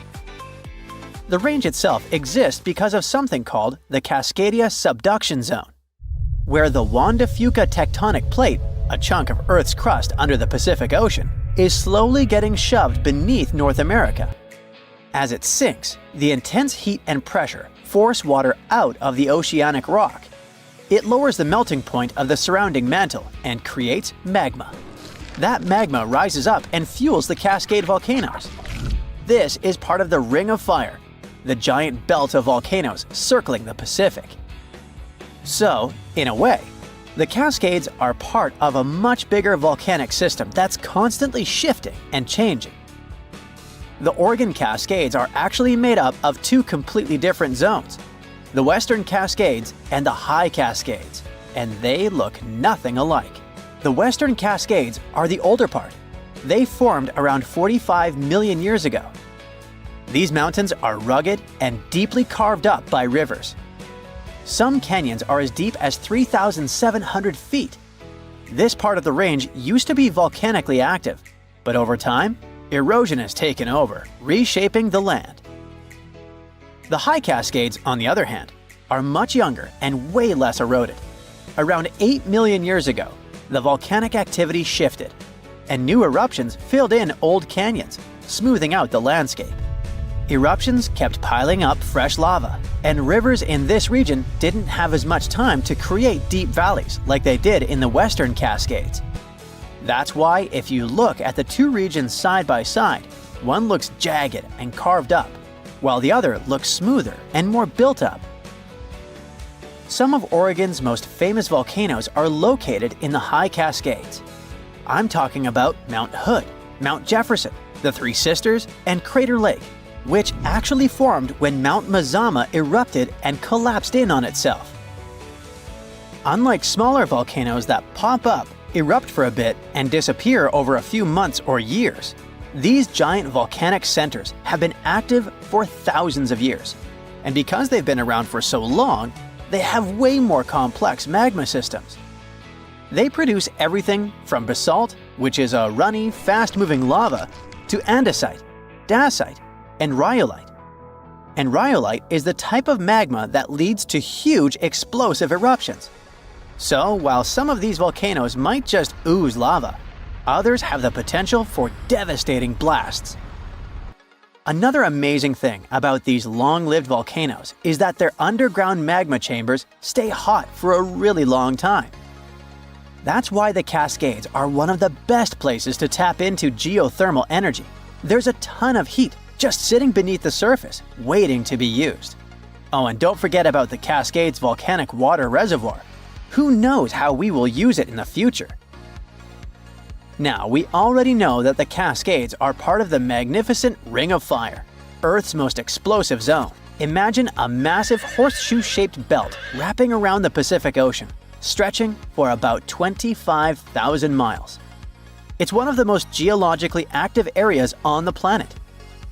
This is where Earth's tectonic plates are constantly shifting, colliding, and grinding against each other, creating some of the world's most powerful earthquakes, volcanic eruptions, and deep ocean trenches. The Ring of Fire follows the meeting points of multiple tectonic plates, and they all surround the giant Pacific Plate. These plates aren't just sitting still, they're always on the move, pushing against or sliding beneath each other at their boundaries, known as fault lines. When this happens, you get everything from deep-sea trenches to towering volcanoes and violent earthquakes. One of the most extreme examples of this activity is the Mariana Trench, located east of Guam. At 7 miles deep, it's the deepest ocean trench on Earth. It was formed by a process called subduction, where one tectonic plate is forced beneath another, sinking deep into the Earth's mantle. The Mariana Trench is one of the most mysterious places on Earth. It's insanely deep, with crushing pressure and total darkness. So for a long time, people thought nothing could live down there. But it turned out that life existed even at the very bottom. In 2005, scientists found a tiny single-celled organism in the Challenger Deep, the deepest part of the Mariana Trench. They also came across colorful rocky formations and weird sea cucumbers. The Mariana Trench also has hydrothermal vents, which are basically underwater hot springs. Even though the water there is super hot and acidic, strange creatures and microscopic life forms still manage to survive there. The Ring of Fire is also responsible for 90% of the world's earthquakes. Some of the most powerful quakes in history have happened here, including the 1960 Valdivia earthquake in Chile, the strongest ever recorded, which hit a mind-boggling 9.5 on the Richter scale. But it's not just about earthquakes. The Ring of Fire is also home to about 75% of the planet's volcanoes. Some of the most famous eruptions in history have come from this region, like the infamous Mount Tambora in Indonesia. In short, the Ring of Fire is one of the most dangerous places on Earth, but it's also incredibly fascinating. Who knows what else scientists might discover in that region, like they discovered the largest water reservoir in the Cascades. Scientists found a new statue on Easter Island, inside the crater of an old volcano. They were sure they already cataloged all the moai. That's what they call those famous stone giants. But this discovery changes what we know about them. First of all, the moai were rarely alone, so we may hear about more of them in the same area. Second, it's the first moai found at the bottom of a lake. Scientists were working on a project to restore the marshland in the volcano's crater when they stumbled upon the statue. The lake that was here began to dry up in 2018. For at least 200 or 300 years, it was almost 10 feet deep, so it would be impossible for humans to build or put a statue on the bottom. Scientists think the moai are over 500 years old. It's possible that the Rapa Nui people who built them probably brought the statue here when the lake was dry in the past. The new find turned out to be slightly over 5 feet tall, which is smaller than the other statues on the island. It's a full-bodied one with recognizable features. Researchers also plan to do radiocarbon dating to find out the exact age of the statue. They don't plan to remove it from where it was found because the oldest members of the Rapa Nui community want it to stay where it is. Moai statues kept scientists puzzled for centuries. They knew that they were built as a dedication to the island's chiefs, but no one could figure out why they chose these various locations for the statues. Most of them were found along the coast of the island. Researchers from Binghamton University in New York decided to study the locations more closely and learned that it had to do with water. Easter Island has porous volcanic soil that absorbs rain easily, so there aren't enough streams or rivers and too little fresh water. Hundreds of years ago, the island's people relied on groundwater discharge to get drinking water. The water stored deep underground in rock or soil layers, called aquifers, reach a point where it flows up to the surface. When this underground water emerges near the coast, it mixes with the salty seawater, but the salt level remains low enough that the water is safe to drink. The islanders used to collect this water directly from the spots where it flowed out. And it looks like that's why they built the moai along the coast, right near their most important water source. The main bodies of most of the statues were made of volcanic tuff from a local quarry in what used to be a volcano. This material is easy to carve, but not so easy to transport. That's probably why researchers found over 300 unfinished moai back in the quarry. The rest of them stand in various locations facing the villages. It looks like the statues were carved lying on their backs. Then their sculptors detached them from the rock, moved them downslope, and set them in a vertical position to finish the work. When it was done, it was time to move the statue to its platform. And we're talking about moving statues that weighed around half as much as a single-story, unfurnished house without a car or any modern equipment for 3 miles. The locals must have invented some original transportation method. Scientists tried to recreate it and pulled moai replicas on wooden sleds. They thought someone would have used palm trees for that purpose, but this theory has been debunked. The most successful experiment so far was wielding ropes to rock the statue down the road in a standing position. This sounds legit, because the local Rapa Nui legends mention that the moai walked from the quarry. And of course, they needed a good road to get there. In the early 20th century, researchers Catherine Rutledge found an 800-year-old road network on the island. It was a bunch of pathways around 15 feet wide going from the quarry. She thought that those roads were ceremonial and not built just for the statues. She wasn't a famous scientist back then, so others mostly ignored the theory. Several decades later, famous Norwegian adventurer and archaeologist Thor Heyerdahl published his theory. He mentioned that the roads were there exclusively to transport the moai, and some of the statues were dropped along the way for some reason. But in 2010, researchers found that the statues reached their final destinations because they were all set on hidden platforms. The road floor was U-shaped, so pulling massive statues along them wouldn't be easy. You can still find roughly 15 miles of these roads on the island and see them from satellite images. Scientists used to believe that the Rapa Nui people made Easter Island unlivable and ruined their own civilization. But a new study that used remote sensing data and machine learning says that the island's population didn't grow too big and collapse. Instead, the islanders figured out how to live in this challenging place and kept their population small and steady for hundreds of years. Researchers found amazing rock gardens as proof for this new theory. Easter Island, or Rapa Nui, is one of the most remote places on Earth where people live. It's surrounded by the Pacific Ocean. Central Chile is 2,200 miles to the east of it, and French Polynesia is 2,600 miles to the west. The island, which is 63 square miles in size, is made entirely of volcanic rock. But the volcano stopped erupting a long time ago, so Rapa Nui's soil has lost most of the useful nutrients that lava once brought here. It's also drier than tropical islands, and its deep waters made fishing much harder for the settlers, as there's no shallow lagoons or reefs to fish in. So, the islanders came up with a smart farming method called rock gardening to survive here. They spread rocks of different sizes over the soil and planted crops like sweet potatoes and taro between the rocks. The rocks protected the plants from harsh winds and salty air and helped regulate the soil's temperature.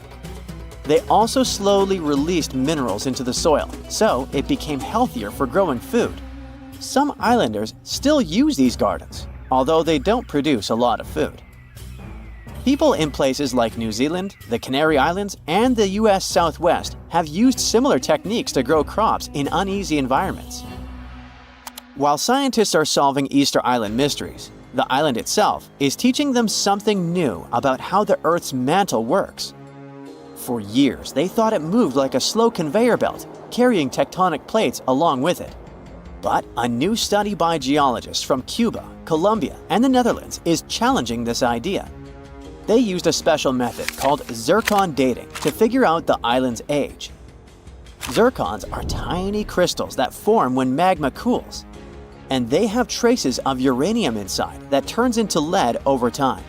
So, the scientists measured this change to tell the age of zircons. And they were shocked when they saw that some zircons were way older than expected, around 165 million years old. The island itself is only 2.5 million years old. The scientists found that these ancient zircons came from deep inside the mantle, under the tectonic plate, by magma from earlier volcanic activity. Easter Island's volcanoes are part of a group called hotspot volcanoes, formed by hot plumes of rock rising from deep within the Earth. Normally, these plumes stay in one spot while the Earth's crust moves above them and creates a chain of islands, like Hawaii. But the discovery of ancient zircons on a younger island shows there's more going on deep underground than we thought. Research showed that 165 million years ago, a giant volcanic plateau existed where Easter Island is now. But 110 million years ago, it sank under Antarctica because of tectonic subduction. Ancient zircon minerals stayed put and didn't travel away with the mantle conveyor belt. So, it looks like the mantle near hotspot plumes doesn't flow as much as scientists used to think. It stays still. This new idea could lead to big changes in how we understand plate tectonics and how the Earth's inside moves.